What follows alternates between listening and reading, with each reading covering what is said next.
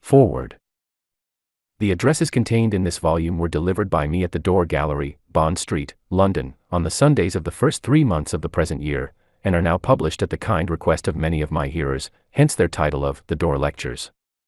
A number of separate discourses on a variety of subjects necessarily labors under the disadvantage of want of continuity, and also under that of a liability to the frequent repetition of similar ideas and expressions, and the reader will, I trust, pardon these defects as inherent in the circumstances of the work. At the same time it will be found that, although not specially so designed, there is a certain progressive development of thought through the dozen lectures which compose this volume, the reason for which is that they all aim at expressing the same fundamental idea, namely that, though the laws of the universe can never be broken, they can be made to work under special conditions which will produce results that could not be produced under the conditions spontaneously provided by nature. This is a simple scientific principle, and it shows us the place which is occupied by the personal factor, that, namely, of an intelligence which sees beyond the present limited manifestation of the law into its real essence, and which thus constitutes the instrumentality by which the infinite possibilities of the law can be evoked into forms of power, usefulness, and beauty.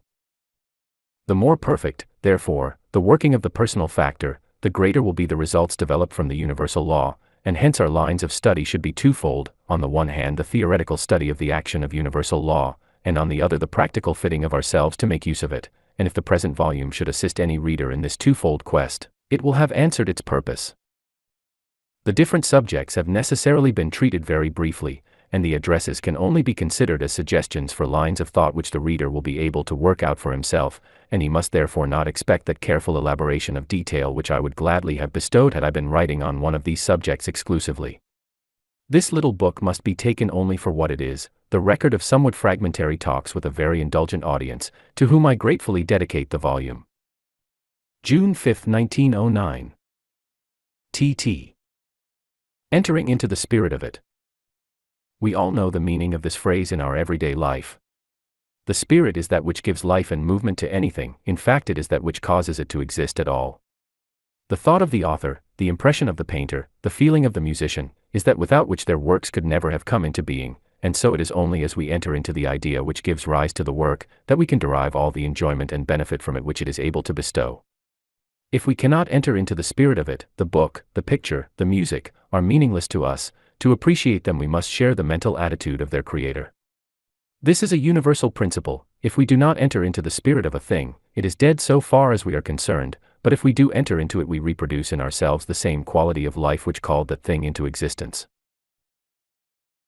Now if this is a general principle, why can we not carry it to a higher range of things?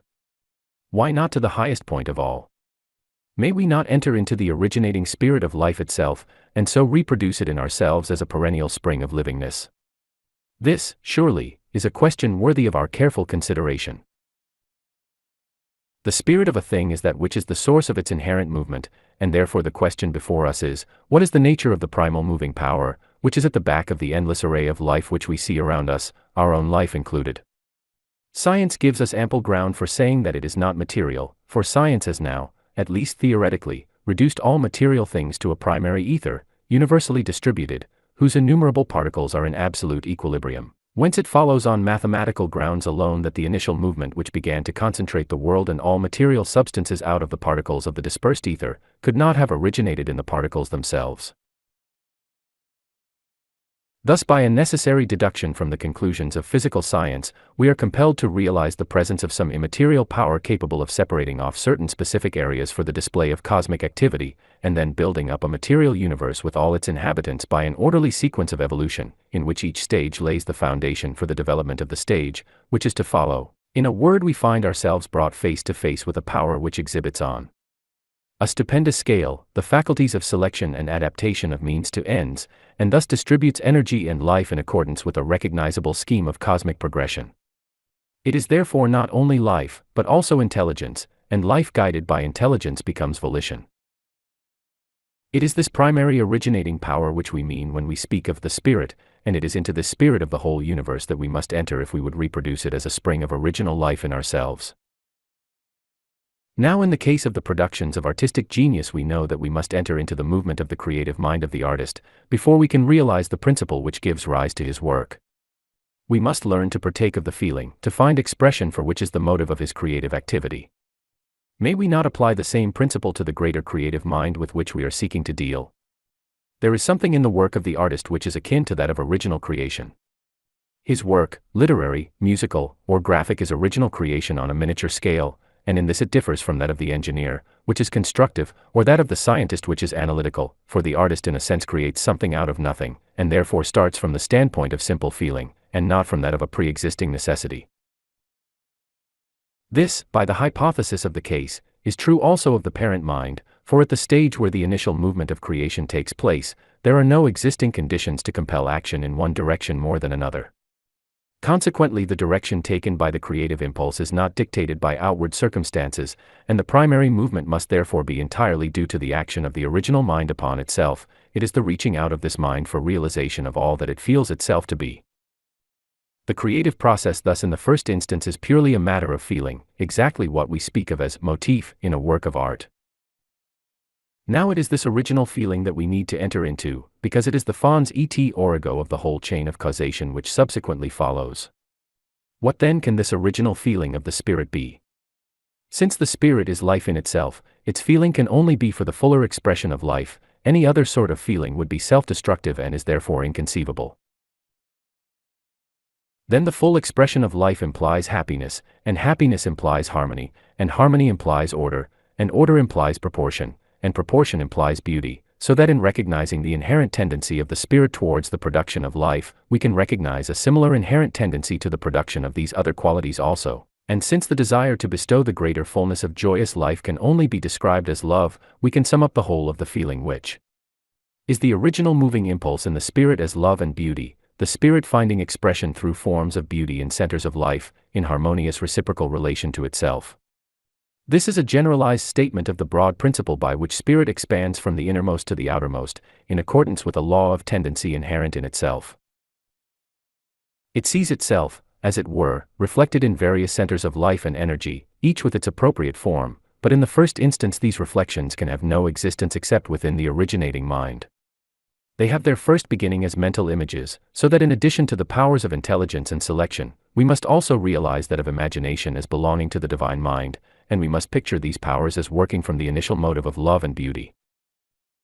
Now this is the spirit that we need to enter into, and the method of doing so is a perfectly logical one. It is the same method by which all scientific advance is made. It consists in first observing how a certain law works under the conditions spontaneously provided by nature, next in carefully considering what principle this spontaneous working indicates, and lastly deducing from this how the same principle would act under specially selected conditions, not spontaneously provided by nature. The progress of shipbuilding affords a good example of what I mean. Formerly wood was employed instead of iron, because wood floats in water and iron sinks, yet now the navies of the world are built of iron. Careful thought showed the law of flotation to be that anything could float which, bulk for bulk, is lighter than the mass of liquid displaced by it, and so we now make iron float by the very same law by which it sinks, because by the introduction of the personal factor, we provide conditions which do not occur spontaneously, according to the esoteric maxim that nature unaided fails. Now we want to apply the same process of specializing a generic law to the first of all laws, that of the generic life-giving tendency of spirit itself.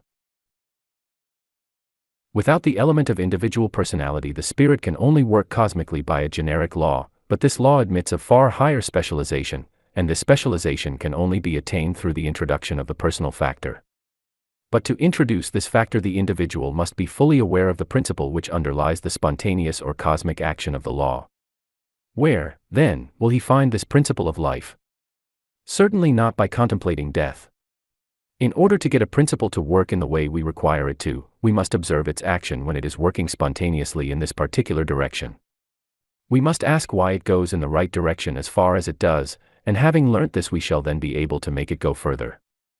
The law of flotation was not discovered by contemplating the sinking of things, but by contemplating the floating of things which floated naturally, and then intelligently asking why they did so. The knowledge of a principle is to be gained by the study of its affirmative action, when we understand that we are in a position to correct the negative conditions which tend to prevent that action. Now death is the absence of life, and disease is the absence of health, so to enter into the spirit of life we require to contemplate it, where it is to be found, and not where it is not. We are met with the old question, why seek ye the living among the dead? This is why we start our studies by considering the cosmic creation, for it is there that we find the life spirit working through untold ages, not merely as deathless energy, but with a perpetual advance into higher degrees of life. If we could only so enter into the spirit as to make it personally in ourselves what it evidently is in itself, the magnum opus would be accomplished. This means realizing our life is drawn direct from the originating spirit, and if we now understand that the thought or imagination of the spirit is the great reality of being, and that all material facts are only correspondences, then it logically follows that what we have to do is to maintain our individual place in the thought of the parent mind. We have seen that the action of the originating mind must needs be generic, that is according to types which include multitudes of individuals. This type is the reflection of the creative mind at the level of that particular genius, and at the human level it is man, not as associated with particular circumstances, but as existing in the absolute ideal. In proportion then as we learn to dissociate our conception of ourselves from particular circumstances, and to rest upon our absolute nature, as reflections of the divine ideal, we, in our turn, reflect back into the divine imagination its original conception of itself as expressed in generic or typical man, and so by a natural law of cause and effect, the individual who realizes this mental attitude enters permanently into the spirit of life, and it becomes a perennial fountain of life, springing up spontaneously within him. He then finds himself to be, as the Bible says, the image and likeness of God. He has reached the level at which he affords a new starting point for the creative process, and the spirit, finding a personal center in him, begins its work de novo, having thus solved the great problem of how to enable the universal to act directly upon the plane of the particular. It is in this sense, as affording the requisite center for a new departure of the creative spirit, that man is said to be a microcosm, or universe in miniature, and this is also what is meant by the esoteric doctrine of the octave, of which I may be able to speak more fully on some other occasion. If the principles here stated are carefully considered, they will be found to throw light on much that would otherwise be obscure, and they will also afford the key to the succeeding essays. The reader is therefore asked to think them out carefully for himself, and to note their connection with the subject of the next article. Individuality. Individuality is the necessary complement of the universal spirit, which was the subject of our consideration last Sunday. The whole problem of life consists in finding the true relation of the individual to the universal originating spirit, and the first step towards ascertaining this is to realize what the universal spirit must be in itself. We have already done this to some extent, and the conclusions we have arrived at are that the essence of the spirit is life, love, and beauty. That its motive, or primary moving impulse, is to express the life, love, and beauty which it feels itself to be. That the universal cannot act on the plane of the particular except by becoming the particular, that is by expression through the individual. If these three axioms are clearly grasped, we have got a solid foundation from which to start our consideration of the subject for today. The first question that naturally presents itself is, if these things be so, why does not every individual express the life, love, and beauty of the universal spirit? The answer to this question is to be found in the law of consciousness. We cannot be conscious of anything except by realizing a certain relation between it and ourselves. It must affect us in some way, otherwise we are not conscious of its existence, and according to the way in which it affects us we recognize ourselves as standing related to it. It is this self-recognition on our own part carried out to the sum total of all our relations, whether spiritual, intellectual, or physical, that constitutes our realization of life. On this principle, then, for the realization of its own livingness, the production of centers of life, through its relation to which this conscious realization can be attained, becomes a necessity for the originating mind. Then it follows that this realization can only be complete where the individual has perfect liberty to withhold it, for otherwise no true realization could have taken place. For instance, let us consider the working of love. Love must be spontaneous, or it has no existence at all. We cannot imagine such a thing as mechanically induced love. But anything which is formed so as to automatically produce an effect without any volition of its own, is nothing but a piece of mechanism. Hence, if the originating mind is to realize the reality of love, it can only be by relation to some being which has the power to withhold love. The same applies to the realization of all the other modes of livingness, so that it is only in proportion, as the individual life is an independent center of action, with the option of acting either positively or negatively, that any real life has been produced at all. The further the created thing is from being a merely mechanical arrangement, the higher is the grade of creation. The solar system is a perfect work of mechanical creation, but to constitute centers which can reciprocate the highest nature of the divine mind, requires not a mechanism, however perfect, but a mental center which is, in itself, an independent source of action. Hence, by the requirements of the case, man should be capable of placing himself either in a positive or a negative relation to the parent mind, from which he originates, otherwise he would be nothing more than a clockwork figure. In this necessity of the case, then, we find the reason why the life, love, and beauty of the spirit are not visibly reproduced in every human being. They are reproduced in the world of nature, so far as a mechanical and automatic action can represent them, but their perfect reproduction can only take place on the basis of a liberty akin to that of the originating spirit itself, which therefore implies the liberty of negation as well as of affirmation. Why, then, does the individual make a negative choice? Because he does not understand the law of his own individuality, and believes it to be a law of limitation, instead of a law of liberty. He does not expect to find the starting point of the creative process reproduced within himself, and so he looks to the mechanical side of things for the basis of his reasoning about life. Consequently, his reasoning lands him in the conclusion that life is limited, because he has assumed limitation in his premises, and so logically cannot escape from it in his conclusion. Then he thinks that this is the law and so ridicules the idea of transcending it. He points to the sequence of cause and effect, by which death, disease, and disaster hold their sway over the individual, and says that sequence is law. And he is perfectly right so far as he goes. It is a law, but not the law. When we have only reached this stage of comprehension, we have yet to learn that a higher law can include a lower one so completely as entirely to swallow it up. The fallacy involved in this negative argument is the assumption that the law of limitation is essential in all grades of being. It is the fallacy of the old shipbuilders as to the impossibility of building iron ships.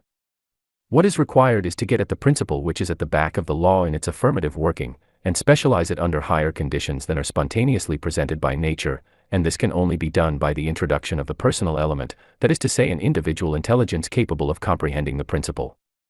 The question, then, is, what is the principle by which we came into being? And this is only a personal application of the general question, how did anything come into being? Now, as I pointed out in the preceding article, the ultimate deduction from physical science is that the originating movement takes place in the universal mind, and is analogous to that of our own imagination, and as we have just seen, the perfect ideal can only be that of a being capable of reciprocating all the qualities of the originating mind. Consequently, man, in his inmost nature, is the product of the divine mind imaging forth an image of itself on the plane of the relative as the complementary to its own sphere of the absolute.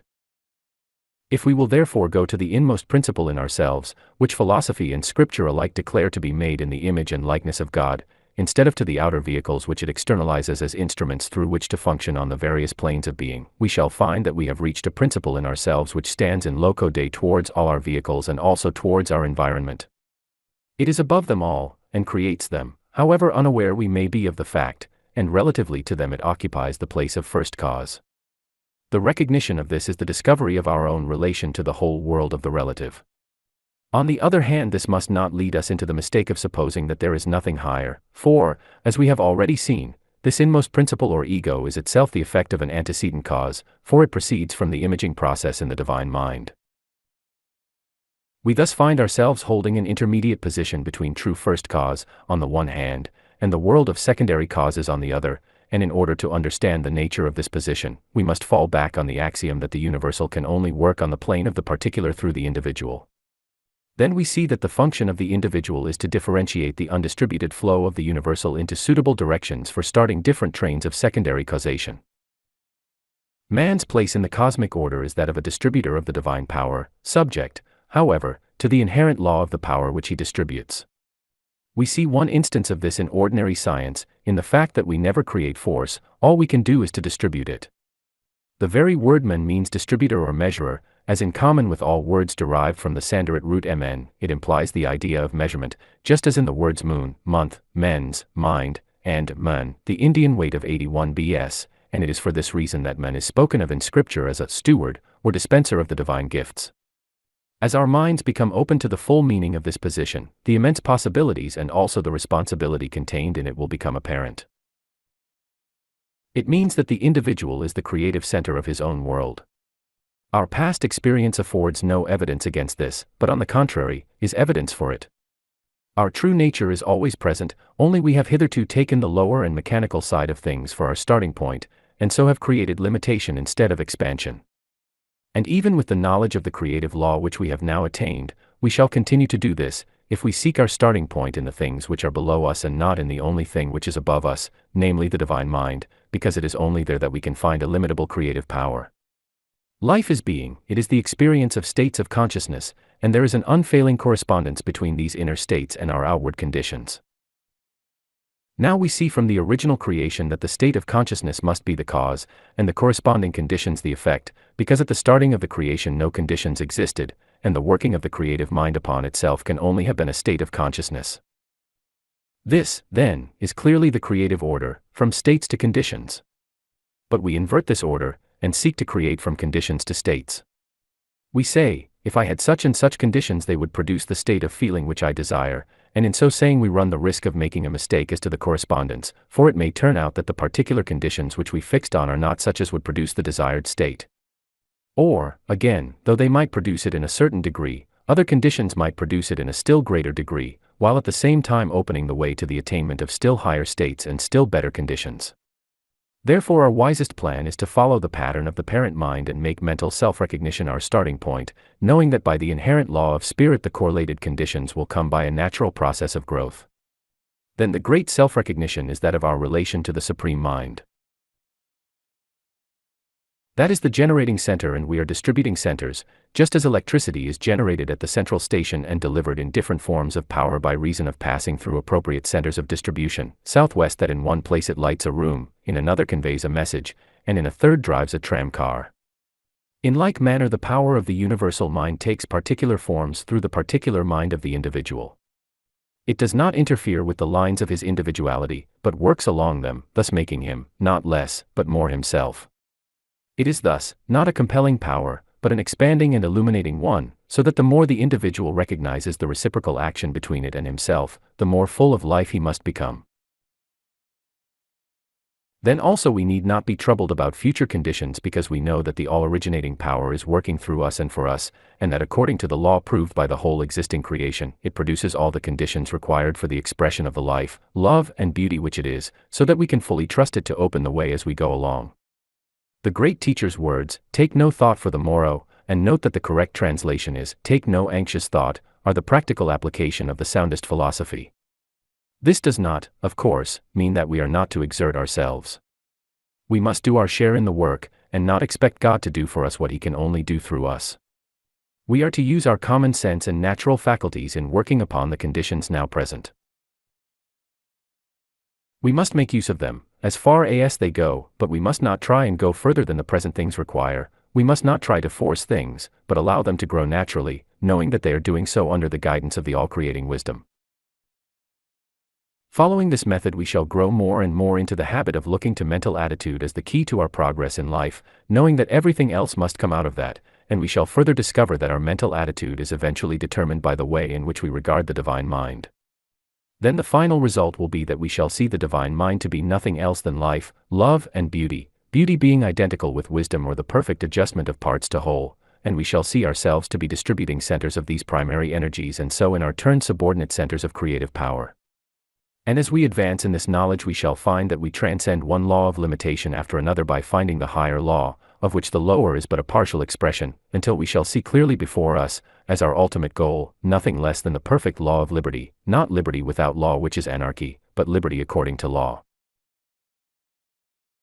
In this way we shall find that the Apostle spoke the literal truth, when he said, that we shall become like him when we see him as he is, because the whole process by which our individuality is produced is one of reflection of the image existing in the divine mind. When we thus learn the law of our own being we shall be able to specialize it in ways of which we have hitherto but little conception, but as in the case of all natural laws the specialization cannot take place until the fundamental principle of the generic law has been fully realized. For these reasons the student should endeavor to realize more and more perfectly, both in theory and practice, the law of the relation between the universal and the individual minds. It is that of reciprocal action. If this fact of reciprocity is grasped, it will be found to explain both why the individual falls short of expressing the fullness of life, which the spirit is, and why he can attain to the fullness of that expression, just as the same law explains why iron sinks in water, and how it can be made to float. It is the individualizing of the universal spirit, by recognizing its reciprocity to ourselves, that is the secret of the perpetuation and growth of our own individuality. The new thought and the new order. In the 2 preceding lectures I have endeavored to reach some conception of what the all-originating spirit is in itself, and of the relation of the individual to it. So far as we can form any conception of these things at all, we see that they are universal principles applicable to all nature, and, at the human level, applicable to all men. They are general laws, the recognition of which is an essential preliminary to any further advance, because progress is made, not by setting aside the inherent law of things, which is impossible, but by specializing it through presenting conditions which will enable the same principle to act in a less limited manner. Having therefore got a general idea of these 2 ultimates, the universal and the individual, and of their relation to one another, let us now consider the process of specialization. In what does the specialization of a natural law consist? It consists in making that law or principle produce an effect which it could not produce under the simply generic conditions spontaneously provided by nature. This selection of suitable conditions is the work of intelligence. It is a process of consciously arranging things in a new order, so as to produce a new result. The principle is never new, for principles are eternal and universal, but the knowledge that the same principle will produce new results when working under new conditions is the key to the unfoldment of infinite possibilities. What we have therefore to consider is the working of intelligence in providing specific conditions for the operation of universal principles, so as to bring about new results which will transcend our past experiences. The process does not consist in the introduction of new elements, but in making new combinations of elements which are always present, just as our ancestors had no conception of carriages that could go without horses, and yet by a suitable combination of elements which were always in existence, such vehicles are common objects in our streets today. How, then, is the power of intelligence to be brought to bear upon the generic law of the relation between the individual and the universal so as to specialize it into the production of greater results than those which we have hitherto obtained? All the practical attainments of science, which place the civilized world of today in advance of the times of King Alfred or Charlemagne, have been gained by a uniform method, and that a very simple one. It is by always inquiring what is the affirmative factor in any existing combination, and asking ourselves why, in that particular combination, it does not act beyond certain limits. What makes the thing a success, so far as it goes, and what prevents it going further? Then, by carefully considering the nature of the affirmative factor, we see what sort of conditions to provide to enable it to express itself more fully. This is the scientific method. It has proved itself true in respect of material things, and there is no reason why it should not be equally reliable in respect of spiritual things also. Taking this as our method, we ask, what is the affirmative factor in the whole creation, and in ourselves as included in the creation? And, as we found in the first lecture, this factor is spirit, that invisible power which concentrates the primordial ether into forms, and endows those forms with various modes of motion, from the simply mechanical motion of the planet up to the volitional motion in man. And, since this is so, the primary affirmative factor can only be the feeling and the thought of the universal spirit. Now, by the hypothesis of the case, the universal spirit must be the pure essence of life, and therefore its feeling and thought can only be towards the continually increasing expression of the livingness which it is, and accordingly the specialization, of which we are in search, must be along the line of affording it a center from which it may more perfectly realize this feeling and express this thought. In other words, the way to specialize the generic principle of spirit is by providing new mental conditions in consonance with its own original nature. The scientific method of inquiry therefore brings us to the conclusion that the required conditions for translating the racial or generic operation of the spirit into a specialized individual operation is a new way of thinking, mode of thought concurring with, and not in opposition to, the essential forward movement of the creative spirit itself. This implies an entire reversal of our old conceptions. Hitherto we have taken forms and conditions as the starting point of our thought and inferred that they are the causes of mental states. Now we have learnt that the true order of the creative process is exactly the reverse, and that thought and feeling are the causes, and forms and conditions the effects. When we have learnt this lesson, we have grasped the foundation principle on which individual specialization of the generic law of the creative process becomes a practical possibility. New thought, then, is not the name of a particular sect, but is the essential factor by which our own future development is to be carried on, and its essence consists in seeing the relation of things in a new order. Hitherto we have inverted the true order of cause and effect, Now, by carefully considering the real nature of the principle of causation in itself, causa causans as distinguished from cause causata, we return to the true order and adopt a new method of thinking in accordance with it. In themselves, this order and this method of thinking are not new. They are older than the foundation of the world, for they are those of the creative spirit itself, and all through the ages this teaching has been handed down under various forms, the true meaning of which has been perceived only by a few in each generation. But as the light breaks in upon any individual, it is a new light to him, and so to each one in succession it becomes the new thought. And when anyone reaches it, he finds himself in a new order. He continues indeed to be included in the universal order of the cosmos, but in a perfectly different way to what he had previously supposed, for, from his new standpoint, he finds that he is included, not so much as a part of the general effect, but as a part of the general cause. And when he perceives this, he then sees that the method of his further advance must be by letting the general cause flow more and more freely into his own specific center, and he therefore seeks to provide thought conditions which will enable him to do so. Then, still employing the scientific method of following up the affirmative factor, he realizes that this universal causative power, by whatever name he may call it, manifests as supreme intelligence in the adaptation of means to ends. It does so in the mechanism of the planet, in the production of supply for the support of physical life, and in the maintenance of the race as a whole. True, the investigator is met at every turn with individual failure, but his answer to this is that there is no cosmic failure, and that the apparent individual failure is itself a part of the cosmic process, and will diminish in proportion as the individual attains to the recognition of the moving principle of that process, and provides the necessary conditions to enable it to take a new starting point in his own individuality. Now, one of these conditions is to recognize it as intelligence, and to remember that when working through our own mentality it in no way changes its essential nature, just as electricity loses none of its essential qualities in passing through the special apparatus which enables it to manifest as light. When we see this, our line of thought will run something as follows: my mind is a center of divine operation. The divine operation is always for expansion and fuller expression, and this means the production of something beyond what has gone before, something entirely new, not included in past experience, though proceeding out of it by an orderly sequence of growth. Therefore, since the divine cannot change its inherent nature, it must operate in the same manner in me. Consequently, in my own special world, of which I am the center, it will move forward to produce new conditions, always in advance of any that have gone before.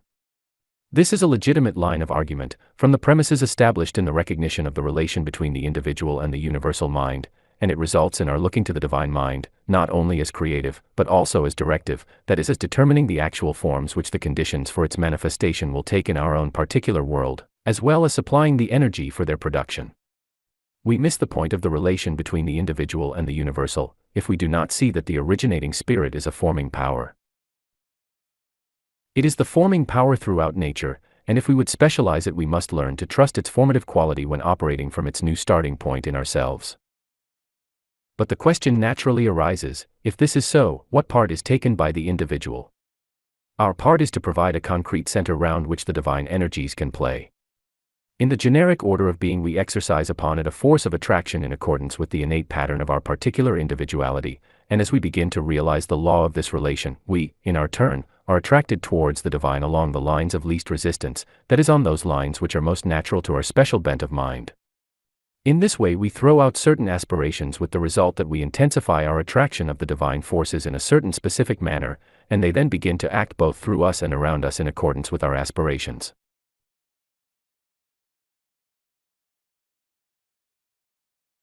This is the rationale of the reciprocal action between the universal mind and the individual mind, and this shows us that our desires should not be directed so much to the acquisition of particular things as to the reproduction in ourselves of particular phases of the spirit's activity, and this, being in its very nature creative, is bound to externalize as corresponding things and circumstances. Then, when these external facts appear in the circle of our objective life, we must work upon them from the objective standpoint. This is where many fall short of completed work. They realize the subjective or creative process, but do not see that it must be followed by an objective or constructive process, and consequently they are unpractical dreamers and never reach the stage of completed work.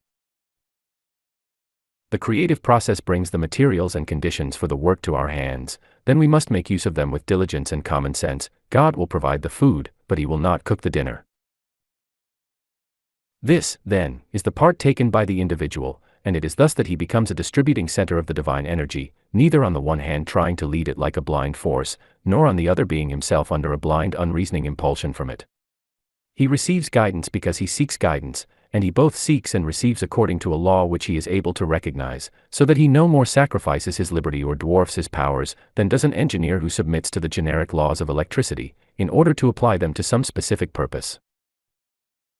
The more intimate his knowledge of this law of reciprocity becomes, the more he finds that it leads on to liberty, on the same principle by which we find in physical science that nature obeys us precisely in the same degree to which we first obey nature. As the esoteric maxim has it, what is a truth on one plane is a truth on all. But the key to this enfranchisement of body, mind, and circumstances is in that new thought which becomes creative of new conditions, because it realizes the true order of the creative process. Therefore it is that, if we would bring a new order of life, light, and liberty into our lives, we must commence by bringing a new order into our thought, and find in ourselves the starting point of a new creative series, not by the force of personal will, but by union with the divine spirit, which in the expression of its inherent love and beauty, makes all things new. The life of the spirit. The three preceding lectures have touched upon certain fundamental truths in a definite order. First, the nature of the originating spirit itself, next the generic relation of the individual to this all-embracing spirit, and lastly the way to specialize this relation so as to obtain greater results from it than spontaneously arise by its merely generic action. And we have found that this can only be done through a new order of thought. This sequence is logical because it implies a power, an individual who understands the power, and a method of applying the power deduced from understanding its nature. These are general principles without realizing which it is impossible to proceed further, but assuming that the reader has grasped their significance, we may now go on to consider their application in greater detail. Now this application must be a personal one, for it is only through the individual that the higher specialization of the power can take place, but at the same time this must not lead us to suppose that the individual, himself, brings the creative force into being. To suppose this is inversion, and we cannot impress upon ourselves too deeply that the relation of the individual to the divine spirit is that of a distributor, and not that of the original creator. If this is steadily borne in mind, the way will become clear, otherwise we shall be led into confusion. What, then, is the power which we are to distribute? It is the originating spirit itself. We are sure that it is this because the new order of thought always begins at the beginning of any series which it contemplates bringing into manifestation, and it is based upon the fact that the origin of everything is spirit. It is in this that its creative power resides, hence the person who is in the true new order of thought assumes as an axiomatic fact that what he has to distribute, or differentiate into manifestation is nothing else than the originating spirit. This being the case, it is evident that the purpose of the distribution must be the more perfect expression of the originating spirit as that which it is in itself, and what it is in itself is emphatically life. What is seeking for expression, then, is the perfect livingness of the spirit, and this expression is to be found, through ourselves, by means of our renewed mode of thought. Let us see, then, how our new order of thought, with regard to the principle of life, is likely to operate in our old order of thought. We have always associated life with the physical body. Life has been for us the supreme physical fact. Now, however, we know that life is much more than this, but, as the greater includes the less, it includes physical life as one mode of its manifestation. The true order does not require us to deny the reality of physical life or to call it an illusion. On the contrary, it sees in physical life the completion of a great creative series, but it assigns it the proper place in that series, which is what the old mode of thought did not. When we realize the truth about the creative process, we see that the originating life is not physical, its livingness consists in thought and feeling. By this inner movement it throws out vehicles through which to function, and these become living forms because of the inner principle which is sustaining them, so that the life with which we are primarily concerned in the new order is the life of thought and feeling in ourselves as the vehicle, or distributing medium, of the life of the spirit. Then, if we have grasped the idea of the spirit as the great forming power, as stated in the last lecture, we shall seek in it the fountainhead of form as well as of power, and as a logical deduction from this we shall look to it to give form to our thoughts and feelings. If the principle is once recognized, the sequence is obvious. The form taken by our outward conditions, whether of body or circumstance, depends on the form taken by our thoughts and feelings, and our thoughts and feelings will take form from that source from which we allow them to receive suggestion. Accordingly, if we allow them to accept their fundamental suggestions from the relative and limited, they will assume a corresponding form and transmit them to our external environment, thus repeating the old order of limitation in a ceaselessly recurring round. Now our object is to get out of this circle of limitation, and the only way to do so is to get our thoughts and feelings molded into new forms, continually advancing to greater and greater perfection. To meet this requirement, therefore, there must be a forming power greater than that of our own unaided conceptions, and this is to be found in our realization of the Spirit as the supreme beauty, or wisdom, molding our thoughts and feelings into shapes harmoniously adjusted to the fullest expression, in and through us, of the livingness which Spirit is in itself. Now this is nothing more than transferring to the innermost plane of origination, a principle with which all readers who are in the thought may be presumed to be quite familiar, the principle of receptiveness. We all know what is meant by a receptive mental attitude when applied to healing or telepathy, and does it not logically follow that the same principle may be applied to the receiving of life itself from the Supreme Source? What is wanted, therefore, is to place ourselves in a receptive mental attitude towards the Universal Spirit with the intention of receiving its forming influence into our mental substance. It is always the presence of a definite intention that distinguishes the intelligent receptive attitude of mind from a merely sponge-like absorbency, which sucks in any and every influence that may happen to be floating round, for we must not shut our eyes to the fact that there are various influences in the mental atmosphere by which we are surrounded, and some of them of the most undesirable kind. Clear and definite intention is therefore as necessary in our receptive attitude as in our active and creative one, and if our intention is to have our own thoughts and feelings molded into such forms as to express those of the Spirit, then we establish that relation to the Spirit which, by the conditions of the case, must necessarily lead us to the conception of new ideals vitalis by a power which will enable us to bring them into concrete manifestation. It is in this way that we become differentiating centers of the divine thought, giving it expression in form in the world of space and time, and thus is solved the great problem of enabling the universal to act upon the plane of the particular without being hampered by those limitations which the merely generic law of manifestation imposes upon it. It is just here that subconscious mind performs the function of a bridge between the finite and the infinite, as noted in my Edinburgh Lectures on Mental Science, page 31, and it is for this reason that a recognition of its susceptibility to impression is so important. By establishing, then, a personal relation to the life of the Spirit, the sphere of the individual becomes enlarged. The reason is that he allows a greater intelligence than his own to take the initiative, and since he knows that this intelligence is also the very principle of life itself, he cannot have any fear that it will act in any way to the diminution of his individual life, for that would be to stultify its own operation. It would be self-destructive action, which is a contradiction in terms to the conception of creative spirit. Knowing, then, that by its inherent nature this intelligence can only work to the expansion of the individual life, we can rest upon it with the utmost confidence and trust it to take an initiative which will lead to far greater results than any we could forecast from the standpoint of our own knowledge. So long as we insist on dictating the particular form which the action of the Spirit is to take, we limit it, and so close against ourselves avenues of expansion which might otherwise have been open to us, and if we ask ourselves why we do this, we shall find that in the last resort it is because we do not believe in the Spirit as a forming power. We have, indeed, advanced to the conception of it as executive power, which will work to a prescribed pattern, but we have yet to grasp the conception of it as versed in the art of design, and capable of elaborating schemes of construction, which will not only be complete in themselves, but also in perfect harmony with one another. When we advance to the conception of the Spirit as containing in itself the ideal of form as well as of power, we shall cease from the effort of trying to force things into a particular shape, whether on the inner or the outer plane, and shall be content to trust the inherent harmoniousness or beauty of the Spirit to produce combinations far in advance of anything that we could have conceived ourselves. This does not mean that we shall reduce ourselves to a condition of apathy, in which all desire, expectation, and enthusiasm have been quenched, for these are the mainspring of our mental machinery, but on the contrary their action will be quickened by the knowledge that there is working at the back of them a formative principle so infallible that it cannot miss its mark, so that however good and beautiful the existing forms may be, we may always rest in the happy expectation of something still better to come. And it will come by a natural law of growth, because the Spirit is in itself the principle of increase. They will grow out of present conditions for the simple reason that if you are to reach some further point it can only be by starting from where you are now. Therefore it is written, "Despise not the day of small things." There is only one proviso attached to this forward movement of the Spirit in the world of our own surroundings, and that is that we shall cooperate with it, and this cooperation consists in making the best use of existing conditions in cheerful reliance on the Spirit of increase to express itself through us, and for us, because we are in harmony with it.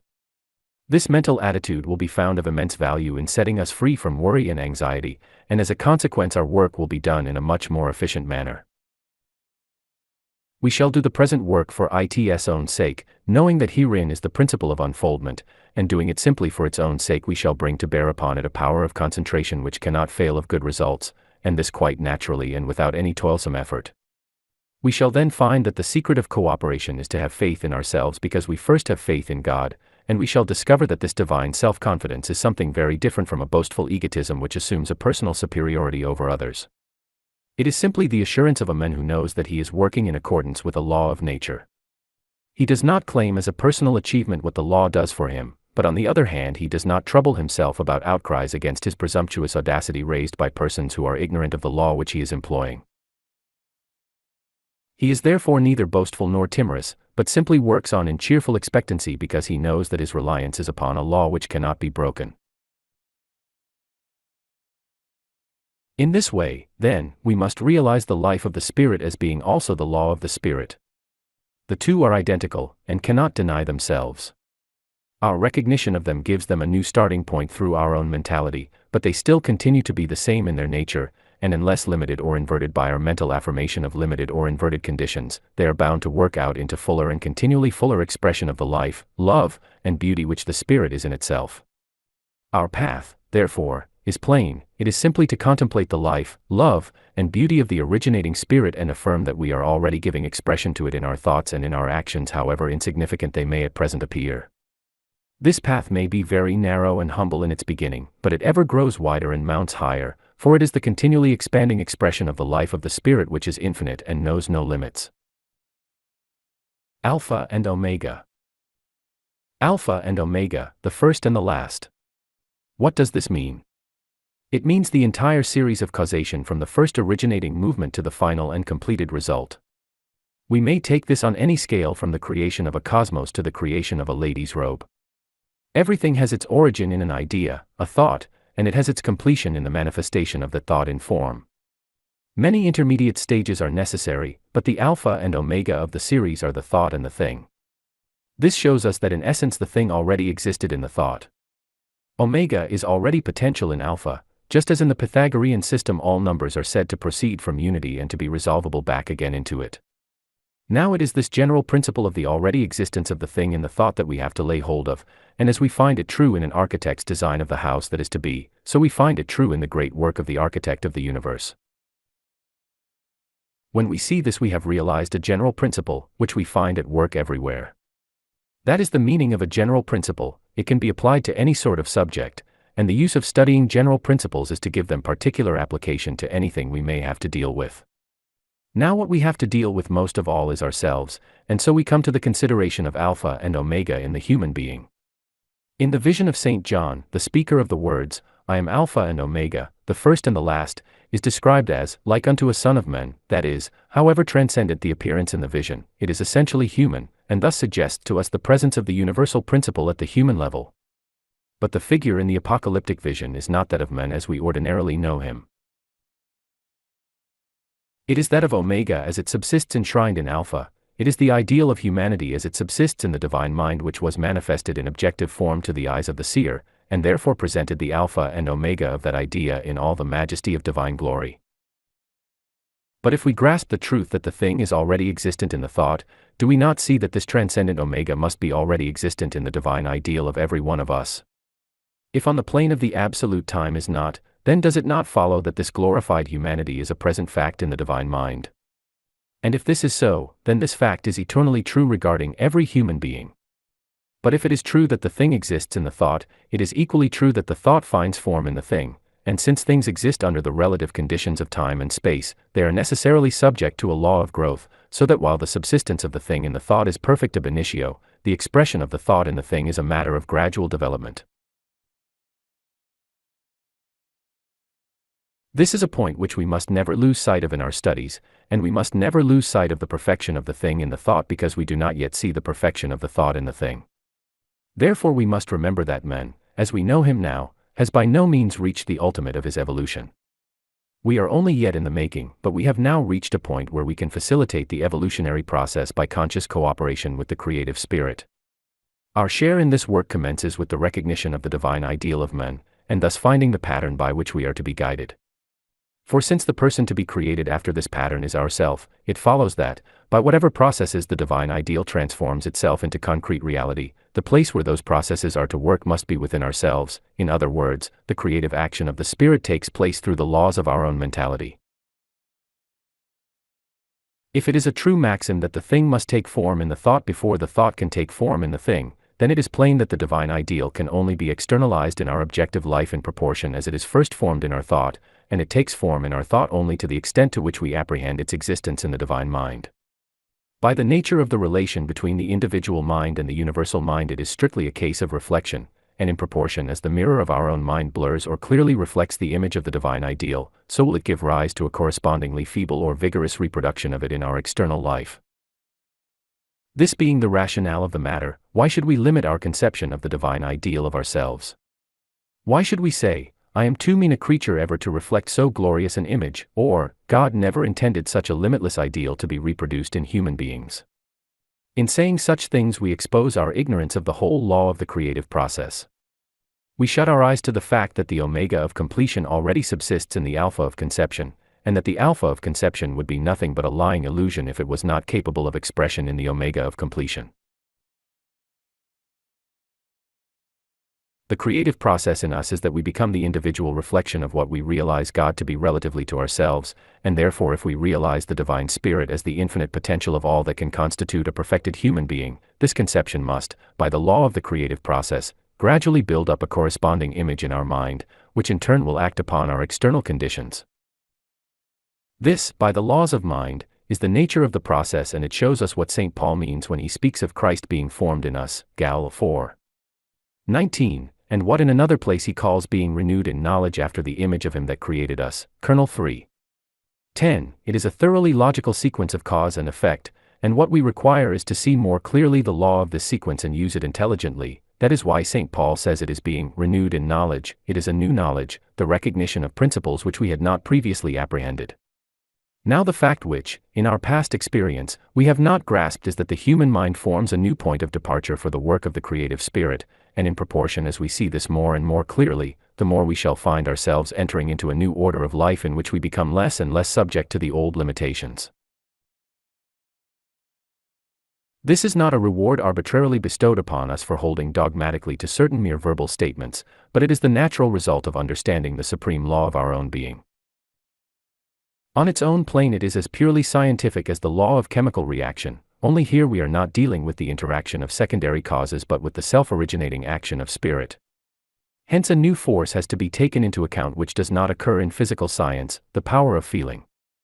Thought creates form, but it is feeling that gives vitality to thought. Thought without feeling may be constructive as in some great engineering work, but it can never be creative as in the work of the artist or musician, and that which originates within itself a new order of causation is, so far as all pre-existing forms are concerned, a creation ex nihilo, and is therefore thought expressive of feeling. It is this indissoluble union of thought and feeling that distinguishes creative thought from merely analytical thought and places it in a different category, and therefore if we are to afford a new starting point for carrying on the work of creation it must be by assimilating the feeling of the originating spirit as part and parcel of its thought. It is that entering into the mind of the spirit of which I spoke in the first address. Now the images in the mind of the spirit must necessarily be generic. The reason for this is that by its very nature the principle of life must be prolific, that is, tending to multiplicity, and therefore the original thought image must be fundamental to whole races, and not exclusive to particular individuals. Consequently the images in the mind of the spirit must be absolute types of the true essentials of the perfect development of the race, just what Plato meant by archetypal ideas. This is the perfect subsistence of the thing in the thought. Therefore it is that our evolution as centers of creative activity, the exponents of new laws, and through them of new conditions, depends on our realizing in the divine mind the archetype of mental perfection, at once as thought and feeling. But when we find all this in the divine mind, do we not meet with an infinite and glorious personality? There is nothing lacking of all that we can understand by personality, excepting outward form, and since the very essence of telepathy is that it dispenses with the physical presence, we find ourselves in a position of interior communion with a personality at once divine and human. This is that personality of the Spirit which St. John saw in the apocalyptic vision, and which by the very conditions of the case is the Alpha and Omega of humanity.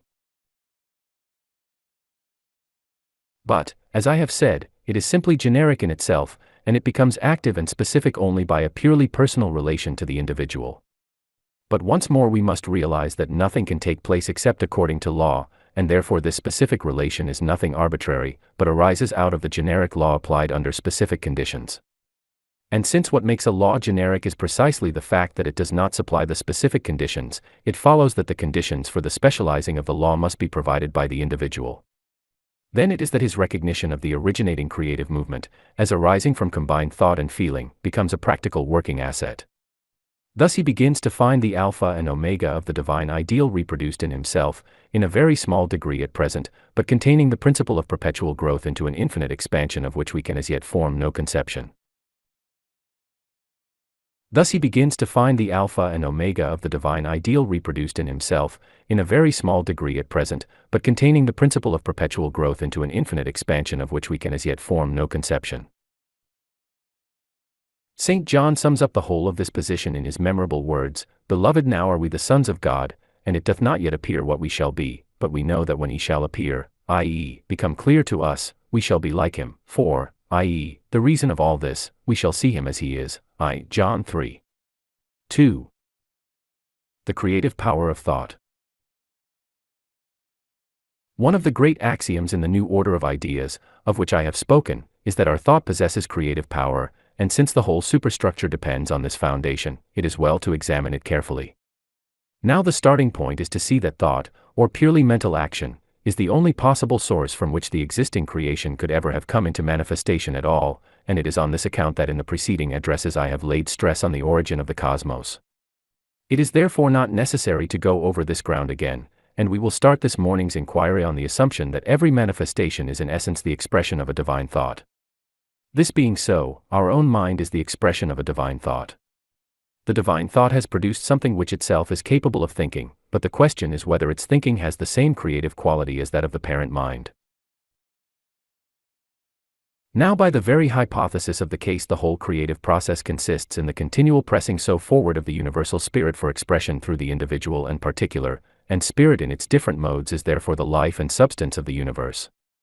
Hence it follows that if there is to be an expression of thinking power, it can only be by expressing the same thinking power which subsists latent in the originating spirit. If it were less than this, it would only be some sort of mechanism and would not be thinking power, so that to be thinking power at all it must be identical in kind with that of the originating spirit. It is for this reason that man is said to be created in the image and likeness of God, and if we realize that it is impossible for him to be otherwise, we shall find a firm foundation from which to draw many important deductions. But if our thought possesses this creative power, why are we hampered by adverse conditions? The answer is, because hitherto we have used our power invertedly. We have taken the starting point of our thought from external facts and consequently created a repetition of facts of a similar nature, and so long as we do this we must needs go on perpetuating the old circle of limitation. And, owing to the sensitiveness of the subconscious mind to suggestion, see Edinburgh Lectures, Chapter 5. We are subject to a very powerful negative influence from those who are unacquainted with affirmative principles, and thus race beliefs and the thought currents of our more immediate environment tend to consolidate our own inverted thinking. It is therefore not surprising that the creative power of our thought, thus used in a wrong direction, has produced the limitations of which we complain. The remedy, then, is by reversing our method of thinking, and instead of taking external facts as our starting point, taking the inherent nature of mental power as our starting point. We have already gained two great steps in this direction, first by seeing that the whole manifested cosmos could have had its origin nowhere but in mental power, and secondly by realizing that our own mental power must be the same in kind with that of the originating mind. Now we can go a step further and see how this power in ourselves can be perpetuated and intensified.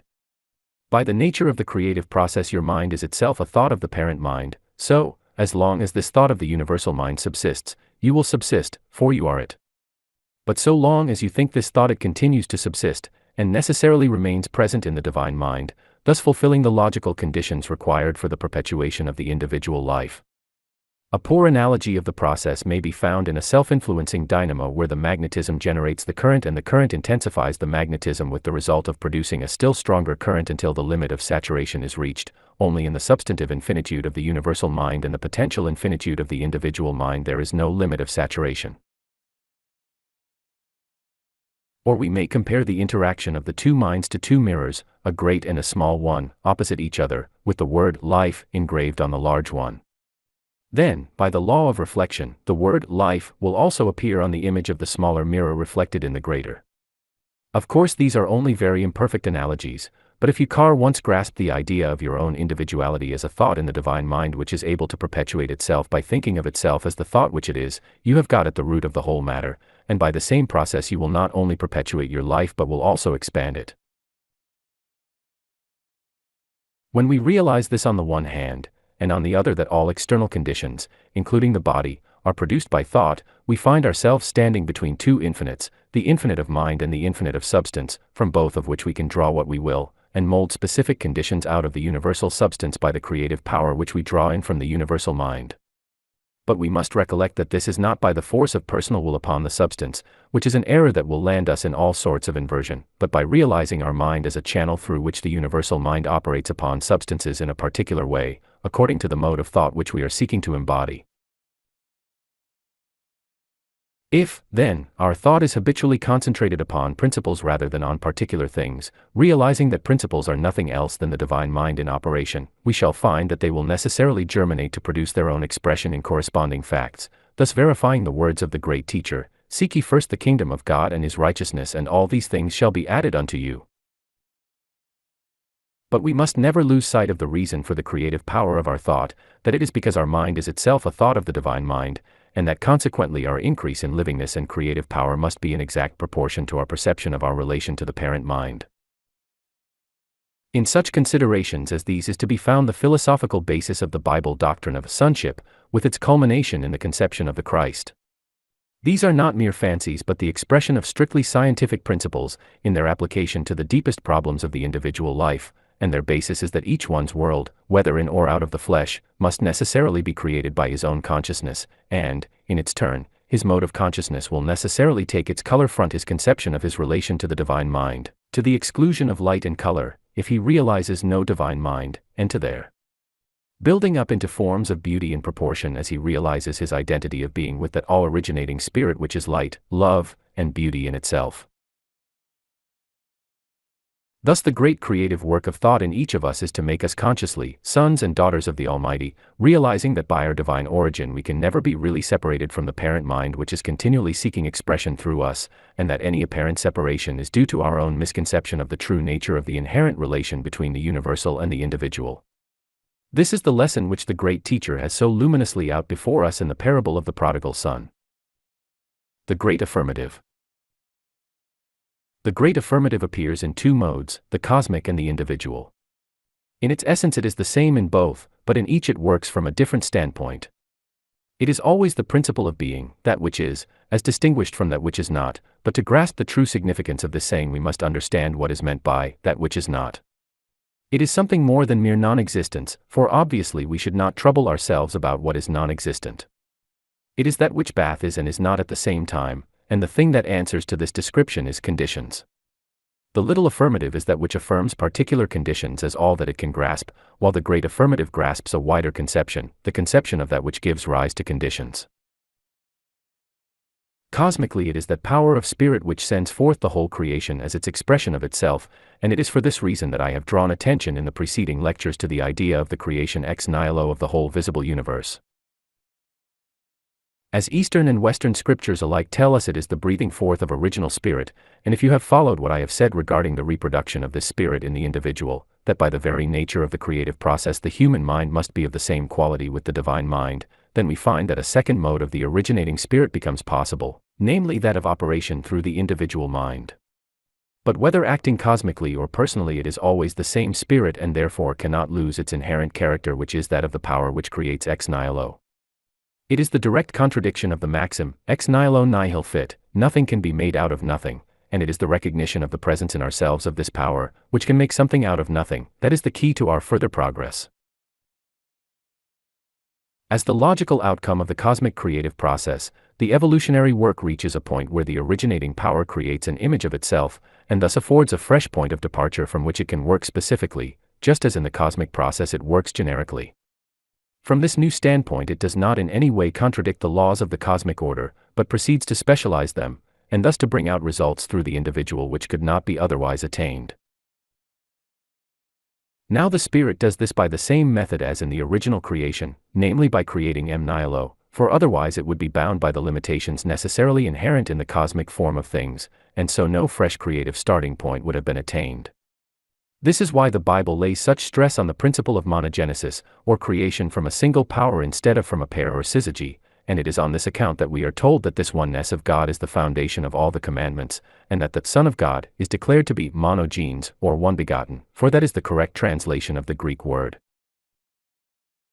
The immense importance of this principle of creation from a single power will become apparent as we realize more fully the results proceeding from the assumption of the opposite principle, or the dualism of the creative power, but as the discussion of this great subject would require a volume to itself, I must, at present, content myself with saying that this insistence of the Bible upon the singleness of the creative power is based upon a knowledge which goes to the very root of esoteric principles, and is therefore not to be set aside in favor of dualistic systems, though superficially the latter may appear more consonant to reason. If, then, it is possible to put the great affirmation into words, it is that God is one and that this one finds center in ourselves, and if the full meaning of this statement is realized, the logical result will be found to be a new creation both in and from ourselves. We shall realize in ourselves the working of a new principle whose distinguishing feature is its simplicity. It is oneness and is not troubled about any second. Hence what it contemplates is not how its action will be modified by that of some second principle, something which will compel it to work in a particular manner and so limit it, but what it contemplates is its own unity. Then it perceives that its unity consists in a greater and a lesser movement, just as the rotation of the earth on its axis does not interfere with its rotation round the sun but are both motions of the same unit, and are definitely related to each other. In like manner we find that the Spirit is moving simultaneously in the macrocosm of the universe and in the microcosm of the individual, and the two movements harmonize because they are that of the same Spirit, and the latter is included in the former and presupposes it. The great affirmation, therefore, is the perception that the I Am is one, always harmonious with itself, and including all things in this harmony for the simple reason that there is no second creative power, and when the individual realizes that this always single power is the root of his own being, and therefore has center in himself and finds expression through him, he learns to trust its singleness and the consequent harmony of its action in him with what it is doing around him. Then he sees that the affirmation, I and my Father are one, is a necessary deduction from a correct apprehension of the fundamental principles of being, and then, on the principle that the less must be included in the greater, he desires that harmonious unity of action be maintained by the adaptation of his own particular movement to the larger movement of the Spirit working as the creative principle through the great whole. In this way we become centers through which the creative forces find specialization by the development of that personal factor on which the specific application of general laws must always depend. A specific sort of individuality is formed, capable of being the link between the great spiritual power of the universal and the manifestation of the relative in time and space because it consciously partakes of both, and because the individual of this class recognizes the singleness of the Spirit as the starting point of all things. He endeavors to withdraw his mind from all arguments derived from external conditions, whether past or present, and to fix it upon the forward movement of the Spirit which he knows to be always identical both in the universe and in himself. He ceases the attempt to dictate to the Spirit, because he does not see in it a mere blind force, but reveres it as the supreme intelligence, and on the other hand he does not grovel before it in doubt and fear, because he knows it is one with himself and is realizing itself through him, and therefore cannot have any purpose antagonistic to his own individual welfare.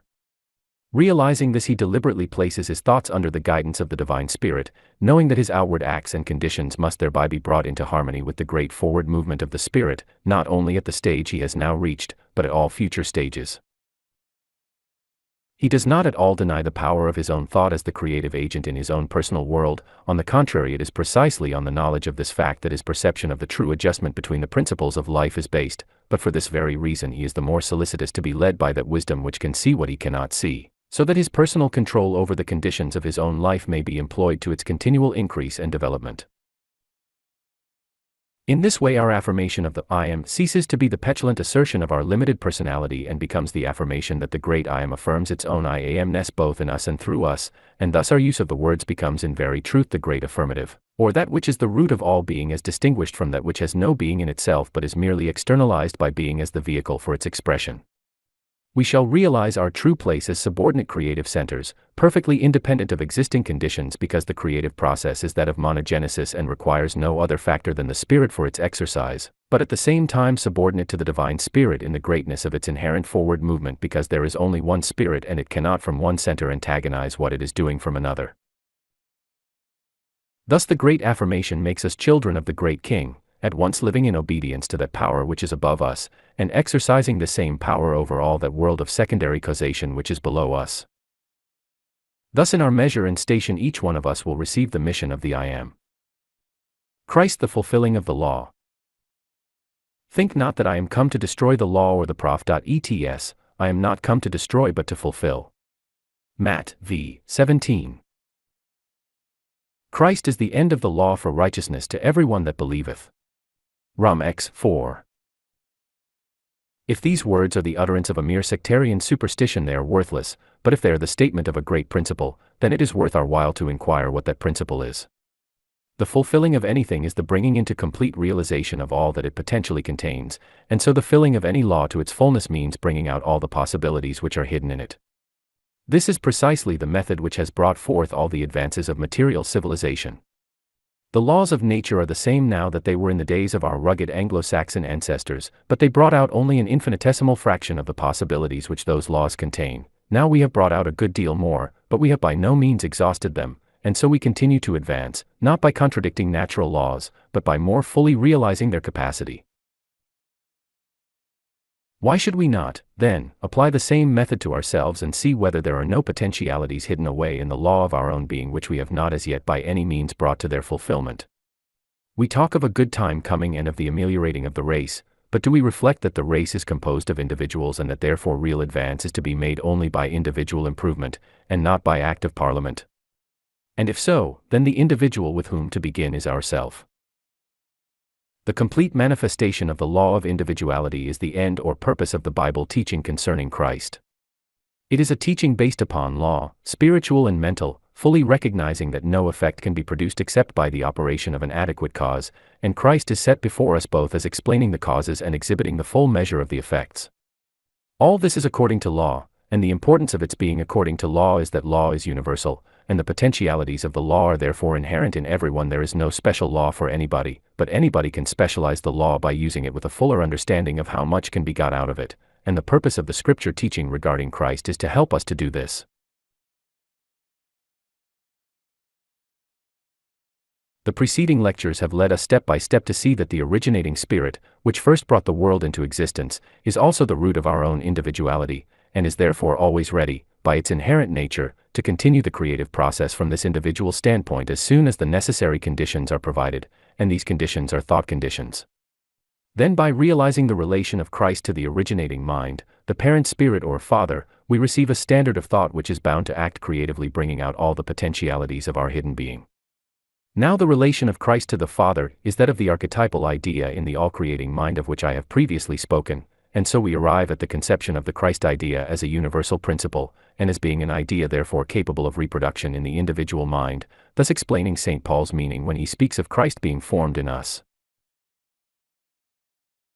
It is here that the principle of monogenesis comes in, that principle which I have endeavored to describe in the earlier part of the present series as originating the whole manifested creation by an internal action of the Spirit upon itself, and it is the entire absence of control by any second power that renders the realization in external actuality of a purely mental ideal possible.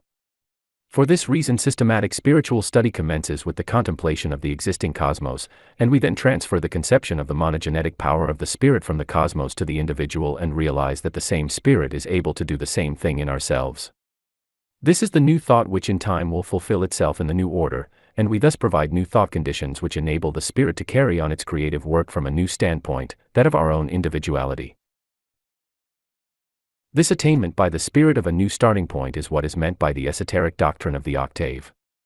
The octave is the starting point of a new series reduplicating the starting point of the previous series at a different level, just as does the octave note in music. We find this principle constantly referred to in Scripture, the completion of a prior series in the number 7, and the starting of a new series by the number 8, which takes the same place in the second series that the number 1 did in the first. The second series comes out of the first by natural growth and could not come into existence without it, hence the first or originating number of the second series is the 8th if we regard the second series as the prolongation of the first.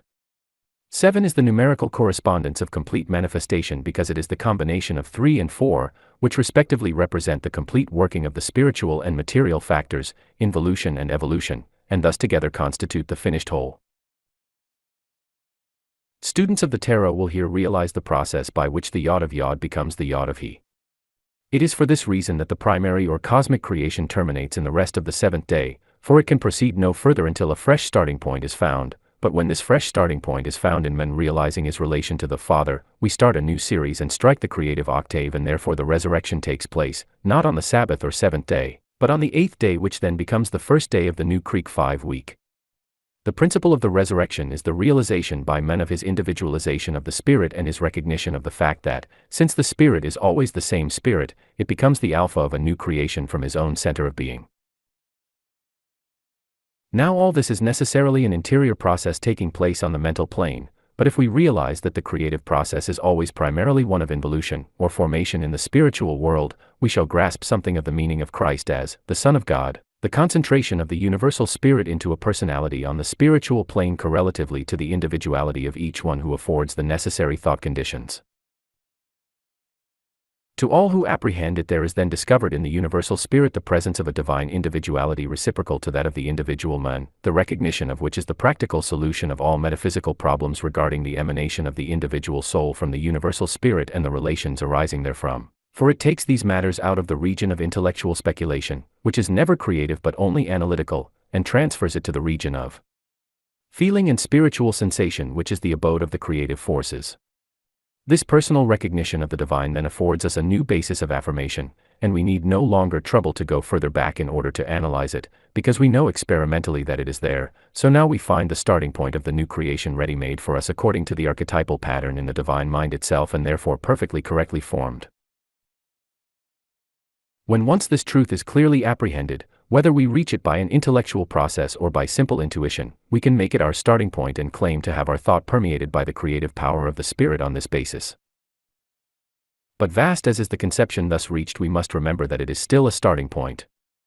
It, indeed, transcends our previous range of ideas and so presents a culmination of the cosmic creative series which passes beyond that series and thus brings us to number 8 or the octave, but on this very account it is the number 1 of a new creative series which is personal to the individual.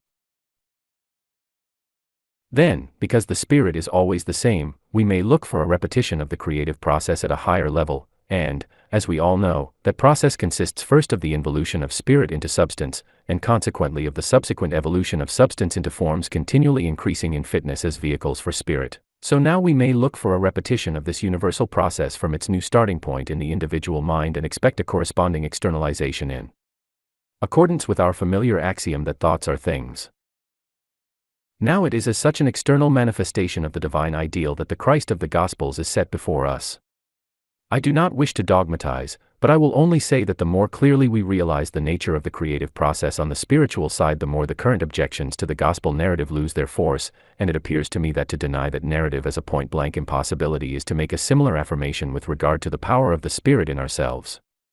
You cannot affirm a principle and deny it in the same breath, and if we affirm the externalizing power of the Spirit in our own case, I do not see how we can logically lay down a limit for its action and say that under highly specialized conditions it could not produce highly specialized effects. It is for this reason that St. John puts the question of Christ manifest in the flesh as the criterion of the whole matter, John 4:2.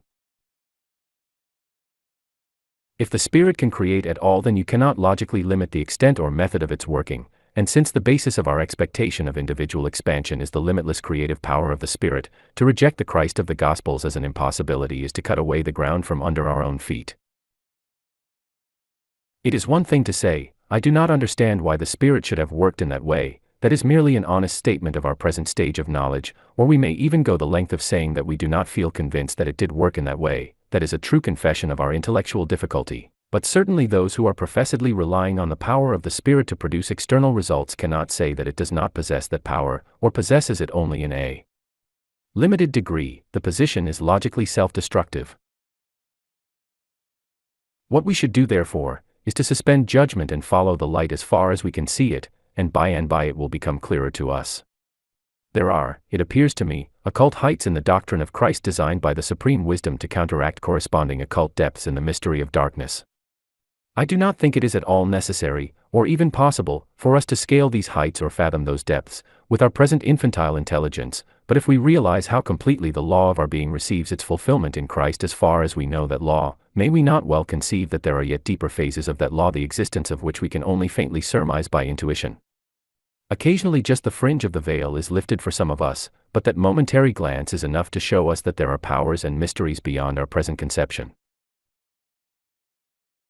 But even their law reigns supreme, and therefore taking Christ as our basis and starting point, we start with the law already fulfilled, whether in those things which are familiar to us or in those realms which are beyond our thought, and so we need have NC fear of evil.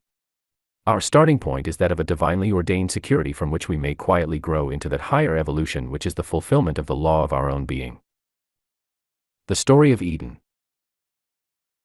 The whole Bible and the whole history of the world, past, present and future, are contained in embryo in the story of Eden, for they are nothing else than the continuous unfolding of certain great principles which are there allegorically stated. That this is by no means a new notion is shown by the following quotation from Origen, who is there so foolish and without common sense as to believe that God planted trees in the Garden of Eden like a husbandman, and planted therein the tree of life perceptible to the eyes and to the senses, which gave life to the eater, and another tree which gave to the eater a knowledge of good and evil? I believe that everybody must regard these as figures under which a recondite sense is concealed. Let us, then, follow up the suggestion of this early father of the Church, and inquire what may be the recondite sense concealed under this figure of the two trees. On the face of the story there are two roots, one of life and the other of death, two fundamental principles bringing about diametrically opposite results. The distinctive mark of the latter is that it is the knowledge of good and evil, that is to say, the recognition of two antagonistic principles, and so requiring a knowledge of the relations between them to enable us to continually make the needful adjustments to keep ourselves going. Now, in appearance this is exceedingly specious. It looks so entirely reasonable that we do not see its ultimate destructiveness, and so we are told that Eve ate the fruit because she saw that the tree was pleasant to the eyes. But careful consideration will show us in what the destructive nature of this principle consists. It is based on the fallacy that good is limited by evil, and that you cannot receive any good except through eliminating the corresponding evil by realizing it and beating it back. In this view, life becomes a continual combat against every imaginable form of evil, and after we have racked our brains to devise precautions against all possible evil happenings, there remains the chance, and much more than the chance, that we have by no means exhausted the category of negative possibilities, and that others may arise which no amount of foresight on our part could have imagined. The more we see into this position, the more intolerable it becomes, because from this standpoint we can never attain any certain basis of action, and the forces of possible evil multiply as we contemplate them. To set forth to outwit all evil by our own knowledge of its nature is to attempt a task the hopelessness of which becomes apparent when we see it in its true light. The mistake is in supposing that life can be generated in ourselves by an intellectual process, but, as we have seen in the preceding lectures, life is the primary movement of the spirit, whether in the cosmos or in the individual. In its proper order, intellectual knowledge is exceedingly important and useful, but its place in the order of the whole is not that of the originator. It is not life in itself, but is a function of life. It is an effect and not the cause. The reason why this is so is because intellectual study is always the study of the various laws which arise from the different relations of things to one another, and it therefore presupposes that these things together with their laws are already in existence. Consequently, it does not start from the truly creative standpoint, that of creating something entirely new, creation ex nihilo as distinguished from construction, or the laying together of existing materials, which is what the word literally means. To recognize evil as a force to be reckoned with is therefore to give up the creative standpoint altogether. It is to quit the plane of first cause and descend into the realm of secondary causation and lose ourselves amid the confusion of a multiplicity of relative causes and effects without grasping any unifying principle behind them. Now the only thing that can release us from the inextricable confusion of an infinite multiplicity is the realization of an underlying unity, and at the back of all things we find the presence of one great affirmative principle without which nothing could have existence. This, then, is the root of life, and if we credit it with being able, not only to supply the power, but also the form for its manifestation, we shall see that we need not go beyond this single power for the production of anything. It is spirit producing substance out of its own essence, and the substance taking form in accordance with the movement of the spirit. What we have to realize is, not only that this is the way in which the cosmos is brought into existence, but also that, because the spirit finds a new center in ourselves, the same process is repeated in our own mentality, and therefore we are continually creating ex nihilo whether we know it or not.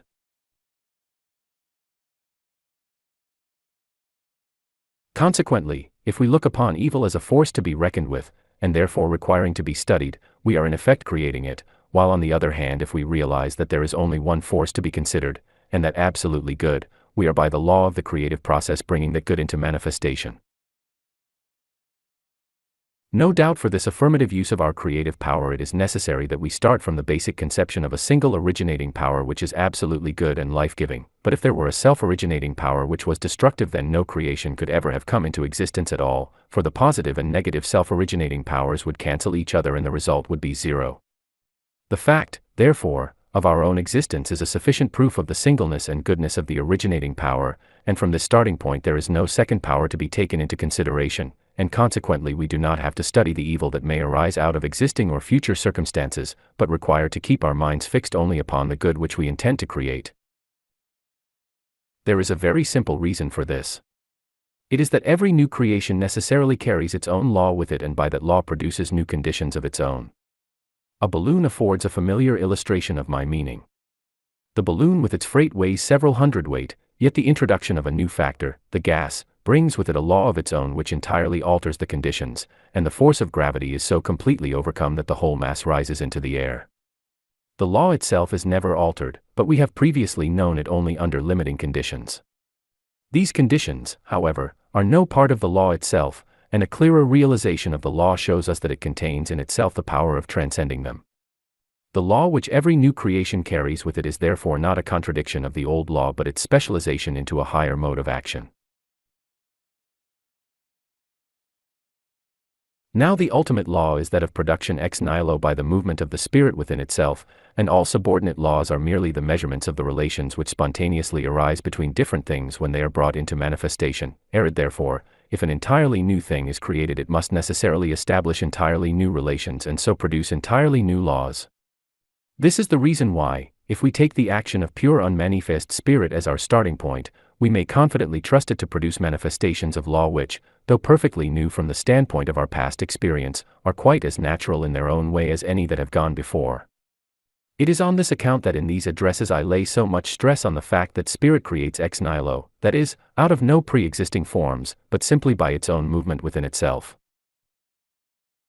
If, then, this idea is clearly grasped, it logically follows from it that the root of life is not to be found in the comparison of good and evil, but in the simple affirmation of the spirit as the all-creating power of good. And since, as we have already seen, this same all-creating spirit finds a center and fresh starting point of operation in our own minds, we can trust it to follow the law of its own being there as much as in the creation of the cosmos. Only we must not forget that it is working through our own minds. It thinks through our mind, and our mind must be made a suitable channel for this mode of its operation by conforming itself to the broad generic lines of the spirit's thinking. The reason for this is one which I have sought to impress throughout these lectures, namely, that the specialization of a law is never the denial of it, but on the contrary the fuller recognition of its basic principles, and if this is the case in ordinary physical science it must be equally so when we come to specialize the great law of life itself. The spirit can never change its essential nature as the essence of life, love, and beauty, and if we adopt these characteristics, which constitute the law of the spirit, as the basis of our own thinking, and reject all that is contrary to them, then we afford the broad generic conditions for the specialized thinking of the spirit through our own minds, and the thinking of the spirit is that involution, or passing of spirit into form, which is the whole being of the creative process. The mind which is all the time being thus formed is our own. It is not a case of control by an external individuality, but the fuller expression of the universal through an organized mentality which has all along been a less perfect expression of the universal, and therefore the process is one of growth. We are not losing our individuality, but are coming into fuller possession of ourselves by the conscious recognition of our personal share in the great work of creation. We begin in some slight measure to understand what the Bible means when it speaks of our being partakers of the divine nature, 2 Peter I 4, and we realize the significance of the unity of the Spirit, Ephesians 4. 3. Doubtless this will imply changes in our old mode of thinking, but these changes are not forced upon us, they are brought about naturally by the new standpoint from which we now see things. Almost imperceptibly to ourselves we grow into a new order of thought which proceeds, not from a knowledge of good and evil, but from the principle of life itself. That is what makes the difference between our old thought and our new thought. Our old thought was based upon a comparison of limited facts, our new thought is based upon a comprehension of principles. The difference is like that between the mathematics of the infant, who cannot count beyond the number of apples or marbles put before him, and that of the senior wrangler who is not dependent upon visible objects for his calculations, but plunges boldly into the unknown because he knows that he is working by indubitable principles.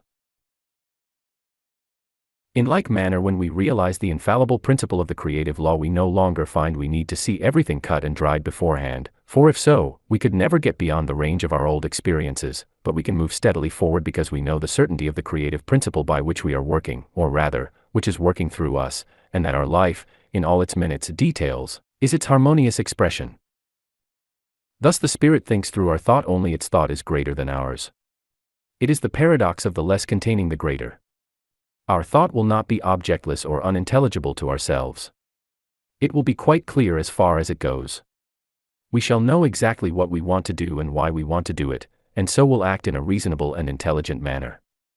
But what we do not know is the greater thought that is all the time giving rise to our smaller thought, and which will open out from it as our lesser thought progresses into form. Then we gradually see the greater thought which prompted our smaller one, and we find ourselves working along its lines, guided by the invisible hand of the creative Spirit into continually increasing degrees of livingness to which we need assign no limits, for it is the expansion of the infinite within ourselves. This, as it appears to me, is the hidden meaning of the two trees in Eden, the garden of the soul.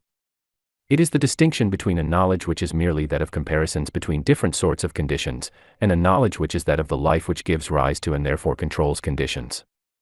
Only we must remember that the control of conditions is not to be attained by violent self-assertion, which is only recognizing them as substantive entities to be battled with, but by conscious unity with that all-creating Spirit which works silently, but surely, on its own lines of life, love, and beauty. Not by might, nor by power, but by my Spirit, saith the Lord of hosts. The worship of Ishi. In Hosea 2:16 we find this remarkable statement, "And it shall be at that day, saith the Lord, that thou shalt call me Ishi, and shalt no more call me Bali," and with this we may couple the statement in Isaiah 62:4, "Thou shalt be called Hephzibah, and thy land Beulah, for the Lord delighteth in thee, and thy land shall be married." In both these passages we find a change of name, and since a name stands for something which corresponds to it, and in truth only amounts to a succinct description, the fact indicated in these texts is a change of condition answering to the change of name. Now the change from Bali to Ishi indicates an important alteration in the relation between the divine being and the worshipper, but since the divine being cannot change, the altered relation must result from a change in the standpoint of the worshipper, and this can only come from a new mode of looking at the divine, that is, from a new order of thought regarding it. Bali means Lord, and Ishi means husband, and so the change in relation is that of a female slave who is liberated and married to her former master. We could not have a more perfect analogy. Relatively to the universal spirit, the individual soul is esoterically feminine, as I have pointed out in Bible Mystery and Bible Meaning, because its function is that of the receptive and formative. This is necessarily inherent in the nature of the creative process. But the individual's development as the specializing medium of the universal spirit will depend entirely upon his own conception of his relation to it. So long as he only regards it as an arbitrary power, a sort of slave owner, he will find himself in the position of a slave driven by an inscrutable force, he knows not whither or for what purpose. He may worship such a god, but his worship is only the worship of fear and ignorance, and there is no personal interest in the matter except to escape some dreaded punishment. Such a worshipper would gladly escape from his divinity, and his worship, when analyzed, will be found to be little else than disguised hatred. This is the natural result of a worship based upon unexplained traditions instead of intelligible principles, and is the very opposite of that worship in spirit and in truth which Jesus speaks of as the true worship. But when the light begins to break in upon us, all this becomes changed. We see that a system of terrorism cannot give expression to the divine spirit, and we realize the truth of St. Paul's words, "He hath not given us the spirit of fear, but of power, and of love, and of a sound mind." As the true nature of the relation between the individual mind and the universal mind becomes clearer, we find it to be one of mutual action and reaction, a perfect reciprocity which cannot be better symbolized than by the relation between an affectionate husband and wife. Everything is done from love and nothing from compulsion. There is perfect confidence on both sides, and both are equally indispensable to each other. It is simply the carrying out of the fundamental maxim that the universal cannot act on the plane of the particular except through the particular. Only this philosophical axiom develops into a warm living intercourse. Now this is the position of the soul which is indicated by the name Hephzibah.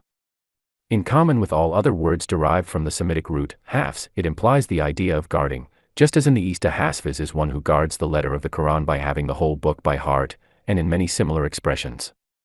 Hephzibah may therefore be translated as a guarded one, thus recalling the New Testament description of those who are guarded into salvation.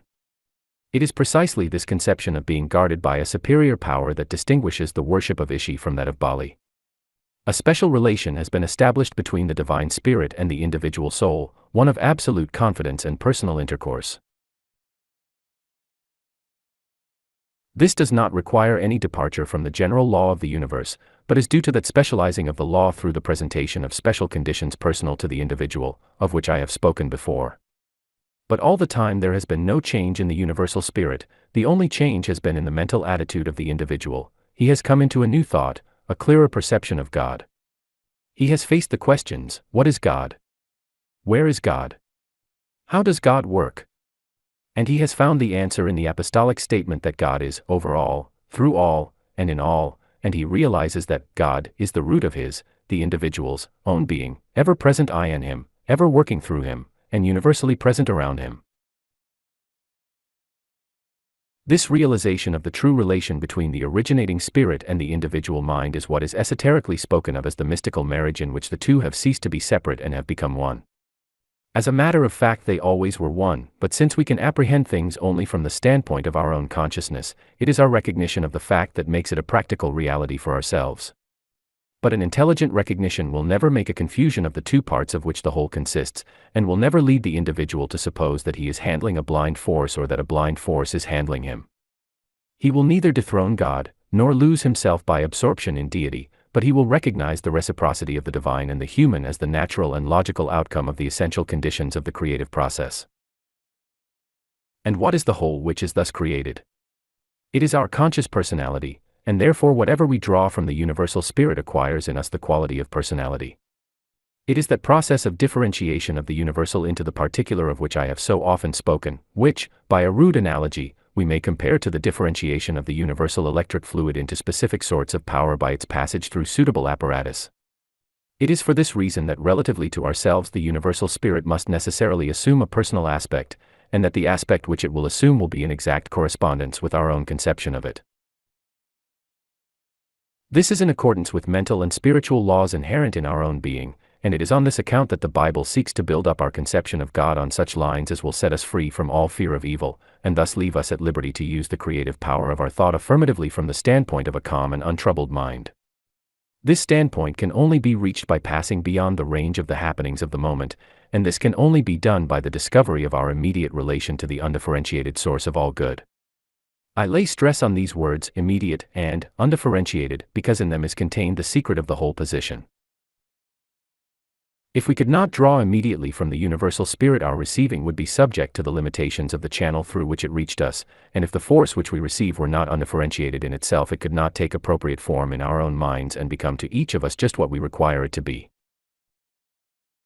It is this power of the human soul to differentiate limitlessly from the infinite that we are apt to overlook, but as we come to realize that the soul is itself a reflection and image of the infinite spirit, and a clear recognition of the cosmic creative process shows that it cannot be anything else, we find that it must possess this power, and that in fact it is our possession of this power which is the whole raison d'etre of the creative process. If the human soul did not possess an unlimited power of differentiation from the infinite, then the infinite would not be reflected in it, and consequently the infinite spirit would find no outlet for its conscious recognition of itself as the life, love, and beauty which it is.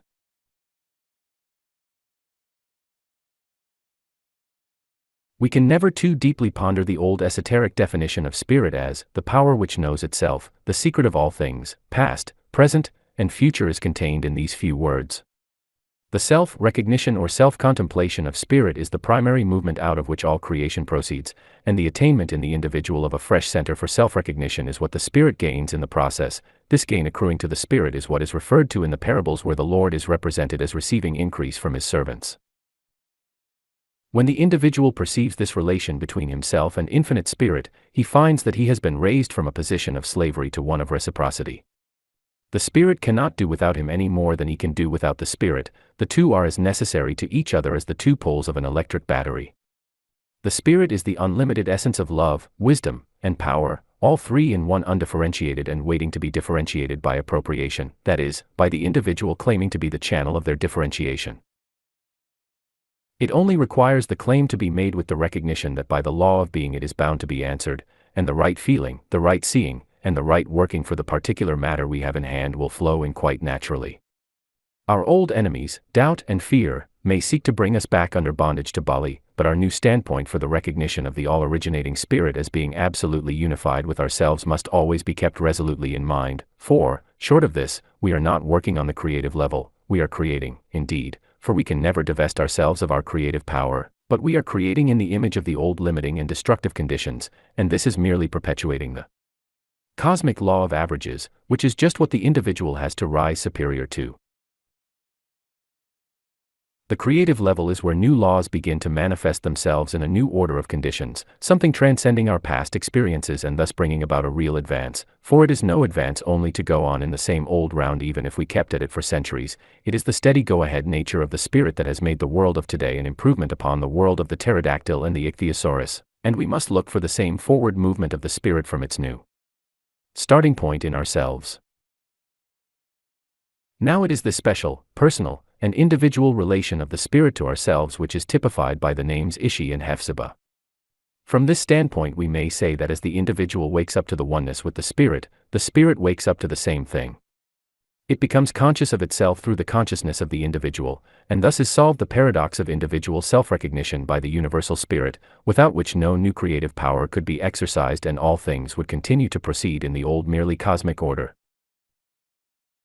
It is of course true that in the merely generic order the spirit must be present in every form of life, as the Master pointed out when he said that not a sparrow falls to the ground without the Father. But as the sparrows he alluded to had been shot and were on sale at a price which shows that this was the fate of a good many of them, we see here precisely that stage of manifestation where the spirit has not woke up to individual self-recognition, and remains at the lower level of self-recognition, that of the generic or race spirit. The Master's comment, "Ye are of more value than many sparrows," points out this difference. In us the generic creation has reached the level which affords the conditions for the waking up of the spirit to self-recognition in the individual. And we must bear in mind that all this is perfectly natural. There is no posing or straining after effect about it. If you have to pump up the life, who is going to put the life into you to pump it? Therefore it is spontaneous or nothing. That is why the Bible speaks of it as the free gift of God. It cannot be anything else. You cannot originate the originating force, it must originate you, but what you can do is to distribute it. Therefore immediately you experience any sense of friction, be sure there is something wrong somewhere, and since God can never change, you may be sure that the friction is being caused by some error in your own thinking. You are limiting the spirit in some way. Set to work to find out what it is. It is always limiting the spirit that does this. You are tying it down to conditions somewhere, saying it is bound by reason of some existing forms. The remedy is to go back to the original starting point of the cosmic creation and ask, where were the pre-existing forms that dictated to the spirit then? Then because the spirit never changes it is still the same, and is just as independent of existing conditions now as it was in the beginning, and so we must pass over all existing conditions, however apparently adverse, and go straight to the spirit as the originator of new forms and new conditions. This is real new thought, for it does not trouble about the old things, but is going straight ahead from where we are now. When we do this, just trusting the spirit, and not laying down the particular details of its action, just telling it what we want without dictating how we are to get it, we shall find that things will open out more and more clearly day by day both on the inner and the outer plane. Remember that the spirit is alive and working here and now, for if ever the spirit is to get from the past into the future it must be by passing through the present. Therefore what you have to do is to acquire the habit of living direct from the spirit here and now. You will soon find that this is a matter of personal intercourse, perfectly natural and not requiring any abnormal conditions for its production. You just treat the spirit as you would any other kind-hearted sensible person, remembering that it is always there, closer than hands and feet, as Tennyson says, and you will gradually begin to appreciate its reciprocity as a very practical fact indeed. This is the relation of Hephzibah to Ishi, and is that worship in spirit and in truth which needs neither the temple in Jerusalem nor yet in Samaria for its acceptance, for the whole world is the temple of the Spirit and you yourself its sanctuary. Bear this in mind, and remember that nothing is too great or too small, too interior or too external, for the Spirit's recognition and operation, for the Spirit is itself both the life and the substance of all things, and it is also self-recognition from the standpoint of your own individuality, and therefore, because the self-recognition of Spirit is the life of the creative process, you will, by simply trusting the Spirit to work according to its own nature, pass more and more completely into that new order which proceeds from the thought of him who says, "Behold, I make all things new." The shepherd and the stone. The metaphor of the shepherd and the sheep is of constant occurrence throughout the Bible and naturally suggests the idea of the guiding, guarding, and feeding both of the individual sheep and of the whole flock, and it is not difficult to see the spiritual correspondence of these things in a general sort of way. But we find that the Bible combines the metaphor of the shepherd with another metaphor, that of the stone, and at first sight the two seem rather incongruous.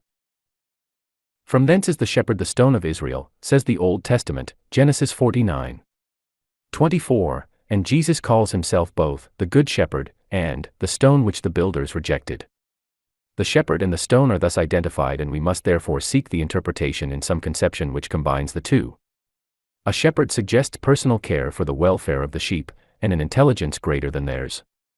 A stone suggests the idea of building, and consequently of measurement, adaptation of parts to whole, and progressive construction according to plan. Combining these two conceptions, we get the idea of the building of an edifice whose stones are persons, each taking their more or less conscious part in the construction, thus a building, not constructed from without, but self-forming by a principle of growth from within under the guidance of a supreme wisdom permeating the whole and conducting it stage by stage to ultimate completeness. This points to a divine order in human affairs with which we may more or less consciously cooperate, both to our personal advantage and also to the furtherance of the great scheme of human evolution as a whole, the ultimate purpose being to establish in all men that principle of the octave, to which I have already alluded, and in proportion as some adumbration of this principle is realized by individuals and by groups of individuals, they specialize the law of race development, even though they may not be aware of the fact, and so come under a specialized working of the fundamental law, which thus differentiates them from other individuals and nationalities, as by a peculiar guidance, producing higher developments which the merely generic operation of the law could not. Now if we keep steadily in mind that, though the purpose, or law of tendency, or the originating spirit must always be universal in its nature, it must necessarily be individual in its operation, we shall see that this universal purpose can only be accomplished through the instrumentality of specific means. This results from the fundamental proposition that the universal can only work on the plane of the particular by becoming the individual and particular, and when we grasp the conception that the merely generic operation of the creative law has now brought the human race as far as it can, that is to say, it has completely evolved the merely natural genus Homo, it follows that if any further development is to take place, it can only be by the cooperation of the individual himself. Now it is the spread of this individual cooperation that the forward movement of the Spirit is leading us to, and it is the gradual extension of this universal principle that is alluded to in the prophecy of Daniel regarding the stone cut out without hands that spreads until it fills the whole earth, Daniel 2:34 and 44. According to the interpretation given by Daniel, this stone is the emblem of a spiritual kingdom, and the identity of the stone and the shepherd indicates that the kingdom of the stone must be also the kingdom of the shepherd, and the Master, who identified himself with both the stone and the shepherd, emphatically declared that this kingdom was, in its essence, an interior kingdom. The kingdom of heaven is within you. We must look for its foundation, therefore, in a spiritual principle or mental law inherent in the constitution of all men but waiting to be brought into fuller development by more accurate compliance with its essential requirements, which is precisely the method by which science has evoked powers from the laws of nature which were undreamt of in former ages. And in like manner the recognition of our true relation to the universal spirit, which is the source of all individual being, must lead to an advance both for the race and for the individual such as we can at present scarcely form the faintest idea of, but which we dimly apprehend through the intuition and speak of as the new order. The approach of this new order is everywhere making itself vaguely felt. It is, as the French say, in the air, and the very vagueness and mystery attending it is causing a feeling of unrest as to what form it may assume. But to the student of spiritual law this should not be the case. He knows that the form is always the expression of the spirit, and therefore, since he is in touch with the forward movement of the spirit, he knows that he himself will always be harmoniously included in any form of development which the great forward movement may take. This is the practical and personal benefit arising from the realization of the principle which is symbolized under the twofold metaphor of the shepherd and the stone. And in all those new developments which are perhaps even now within measurable distance, we can rest on the knowledge that we are under the care of a kind shepherd, and under the formation of a wise master builder. But the principle of the shepherd and the stone is not something hitherto unheard of which is only to come into existence in the future. If there were no manifestations of this principle in the past, we might question whether there were any such principle at all, but a careful study of the subject will show us that it has been at work all through the ages, sometimes in modes more immediately bearing the aspect of the shepherd, and sometimes in modes more immediately bearing the aspect of the stone, though the one always implies the other, for they are the same thing seen from different points of view. The subject is one of immense interest, but covering such a wide range of study that all I can do here is to point out that such a field of investigation exists and is worth exploration, and the exploration brings its reward with it, not only by putting us in possession of the key to the history of the past, but by showing us that it is the key to the history of the future also, and furthermore by making evident on a large scale the working of the same principle of spiritual law by cooperation, with which we may facilitate the process of our own individual evolution. It thus adds a vivid interest to life, giving us something worth looking forward to and introducing us to a personal future which is not limited by the proverbial 80 years and 10. Now, we have seen that the first stage in the creative process is always that of feeling, a reaching out by the spirit in a particular direction, and therefore we may look for something of the same kind in the development of the great principle which we are now considering. And we find this first vague movement of this great principle in the intuitions of a particular race which appears from time immemorial to have combined the two characteristics of nomad wandering with their flocks and herds and the symbolization of their religious beliefs in monuments of stone. The monuments themselves have taken different forms in different countries and ages, but the identity of their symbolism becomes clear under careful investigation. Together with this symbolism we always find the nomad character of the builders and that they are invested with an aura of mystery and romance such as we find nowhere else, though we always find it surrounding these builders, even in countries so far apart as India and Ireland. Then, as we pass beyond the merely monumental stage, we find threads of historical evidence connecting the different branches of this race, increasing in their complexity and strengthening in their cumulative force as we go on, until at last we are brought to the history of the age in which we live. And finally most remarkable affinities of language put the finishing touch to the mass of proofs which can be gathered along all these different lines.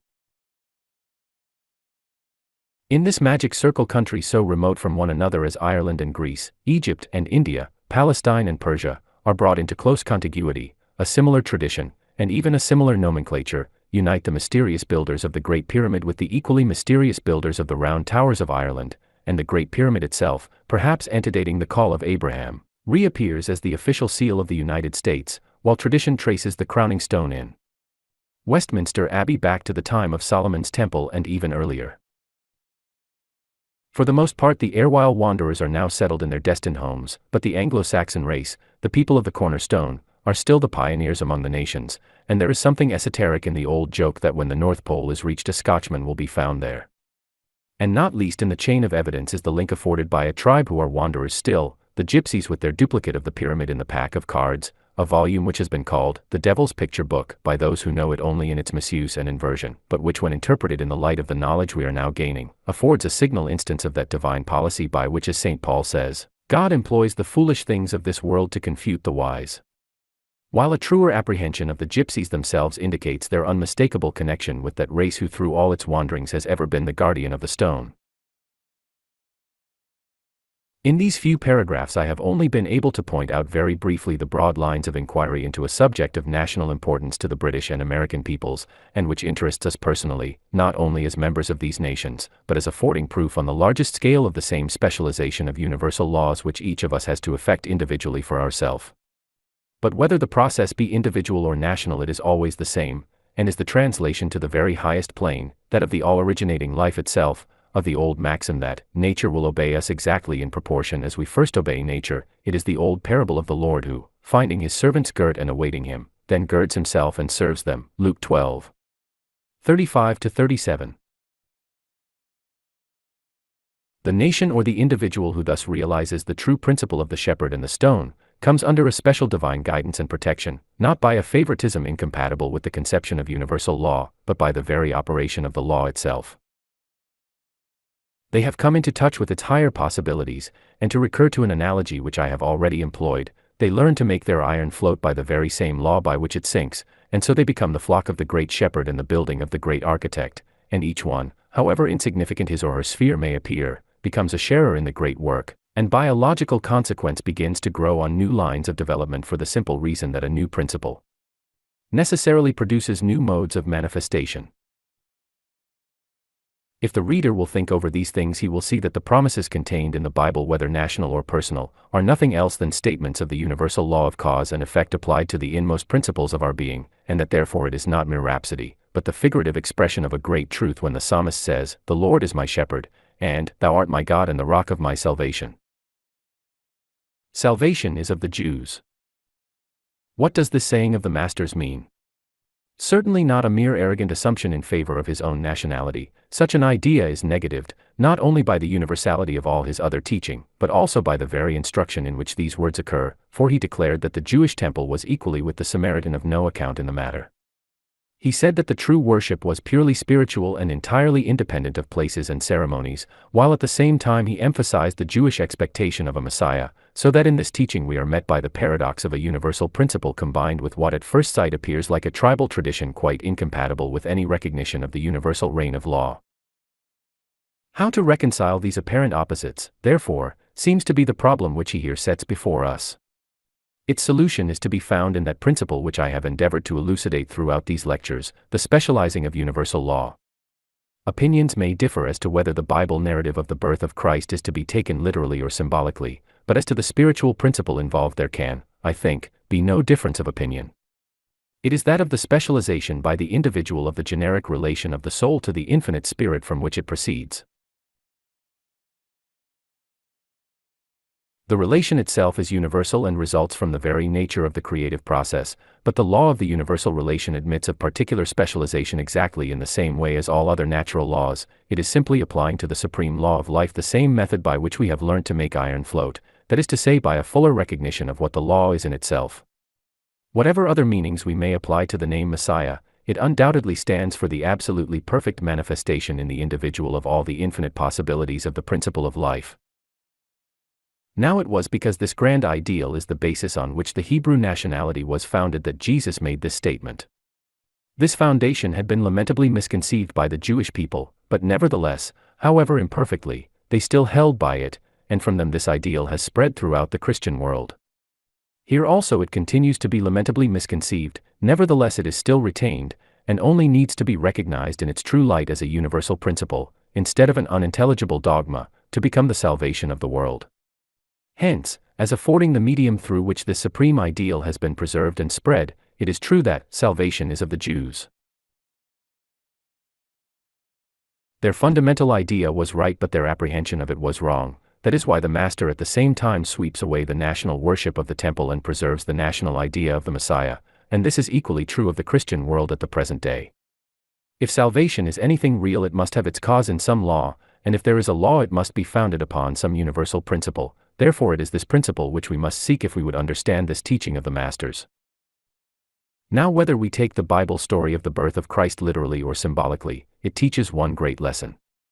It teaches that the all-originating Spirit is the true parent of the individual both in soul and body. This is nothing else than realizing from the standpoint of the individual what we cannot help realizing in regard to the original creation of the cosmos. It is the realization that the all-originating Spirit is at once the life and the substance in each individual here and now, just as it must have been in the origin of all things. Human parentage counts for nothing, it is only the channel through which universal Spirit has acted for the concentration of an individual center, but the ultimate cause of that center, both in life and substance, continues at every moment to be the one same originating Spirit. This recognition cuts away the root of all the power of the negative, and so in principle it delivers us from all evil, for the root of evil is the denial of the power of the Spirit to produce good. When we realize that the Spirit is finding its own individualization in us in its twofold essence as life and substance, then we see that it must be both able and willing to create for us all good. The only limit is that which we ourselves impose by denying its operation, and when we realize the inherent creativeness of spirit, we find that there is no reason why we should stop short at any point and say that it can go no further. Our error is in looking on the life of the body as separate from the life of the spirit, and this error is met by the consideration that, in its ultimate nature, substance must emanate from spirit and is nothing else than the record of spirit's conception of itself as finding expression in space and time. And when this becomes clear, it follows that substance need not be taken into calculation at all. The material form stands in the same relation to spirit that the image projected on the screen stands to the slide in the lantern. If we wish to change the exhibited subject, we do not manipulate the reflection on the screen, but we alter the slide, and in like manner, when we come to realize the true nature of the creative process, we learn that the exterior things are to be changed by a change of the interior spiritual attitude. Our spiritual attitude will always be determined by our conception of our relation to God or infinite spirit, and so when we begin to see that this relation is one of absolute reciprocity, that it is the self-recognition of infinite spirit from our own center of consciousness, then we find that the whole secret of life consists in simple reliance upon the all-creating spirit as consciously identifying itself with us. It has, so to say, awakened to a new mode of self-recognition peculiar to ourselves, in which we individually form the center of its creative energy. To realize this is to specialize the principle of life. The logic of it is simple. We have found that the originating movement of spirit from which all creation proceeds can only be self-contemplation. Then, since the original spirit cannot change its nature, its self-contemplation through our own minds must be as creative in, for, and through us as it ever was in the beginning, and consequently we find the original creative process repeated in ourselves and directed by the conscious thought of our own minds. In all this there is no place for the consideration of outward conditions, whether of body or circumstances, for they are only effects and not the cause, and therefore when we reach this standpoint we cease to take them into our calculations. Instead we employ the method of self-contemplation, knowing that this is the creative method, and so we contemplate ourselves as allied to the infinite love and wisdom of the divine spirit which will take form through our conscious thought, and so act creatively as a special providence entirely devoted to guarding, guiding, providing for, and illuminating us. The whole thing is perfectly natural when seen from a clear recognition of what the creative working of spirit must be in itself, and when it is realized in this perfectly natural manner all strain and effort to compel its action ceases. We are at one with the all-creating power which has now found a new center in ourselves from which to continue its creative work to more perfect manifestation than could be attained through the unspecialized generic conditions of the merely cosmic order. Now this is what Messiah stands for, and therefore it is written that, to them gave he power to become sons of God, even to as many as believe on his name. This belief is the recognition of a universal principle and personal reliance upon it as a law which cannot be broken, for it is the law of the whole creative process specialized in our own individuality. Then, too, however great may be the mystery, the removal and cleansing away of all sin follows as an essential part of this realization of new life, and it is in this sense that we may read all that the Bible tells us on this aspect of the subject. The principle of it is love, for when we are reunited to the parent spirit in mutual confidence and love, what room is there on either side for any remembrance of our past failures? This, then, is what Messiah stands for to the individual, but if we can conceive a nation based upon such a recognition of its special relation to the directing power of the universe, such a people must of necessity become the leader of the nations, and those who oppose it must fail by a self-destructive principle inherent in the very nature of the position they take up. The leadership resulting from such a national self-recognition will not be based upon conquest and compulsion, but will come naturally. Other nations will inquire the reason for the phenomenal success and prosperity of the favored people, and finding this reason in a universal law, they will begin to apply the same law in the same manner, and thus the same results will spread from country to country until at last the whole earth will be full of the glory of the Lord. And such a nation, and rather company of nations, exists. To trace its present development from its ancient beginnings is far beyond the scope of this volume, and still more to speculate upon its further growth, but to my readers on both sides of the Atlantic I may say that this people is the Anglo-Saxon race throughout the world. I write these lines upon the historic hill of Tara. This will convey a hint to many of my readers. At some future time I may enlarge upon this subject, but at present my aim is merely to suggest some lines of thought arising from the Master's saying that salvation is of the Jews.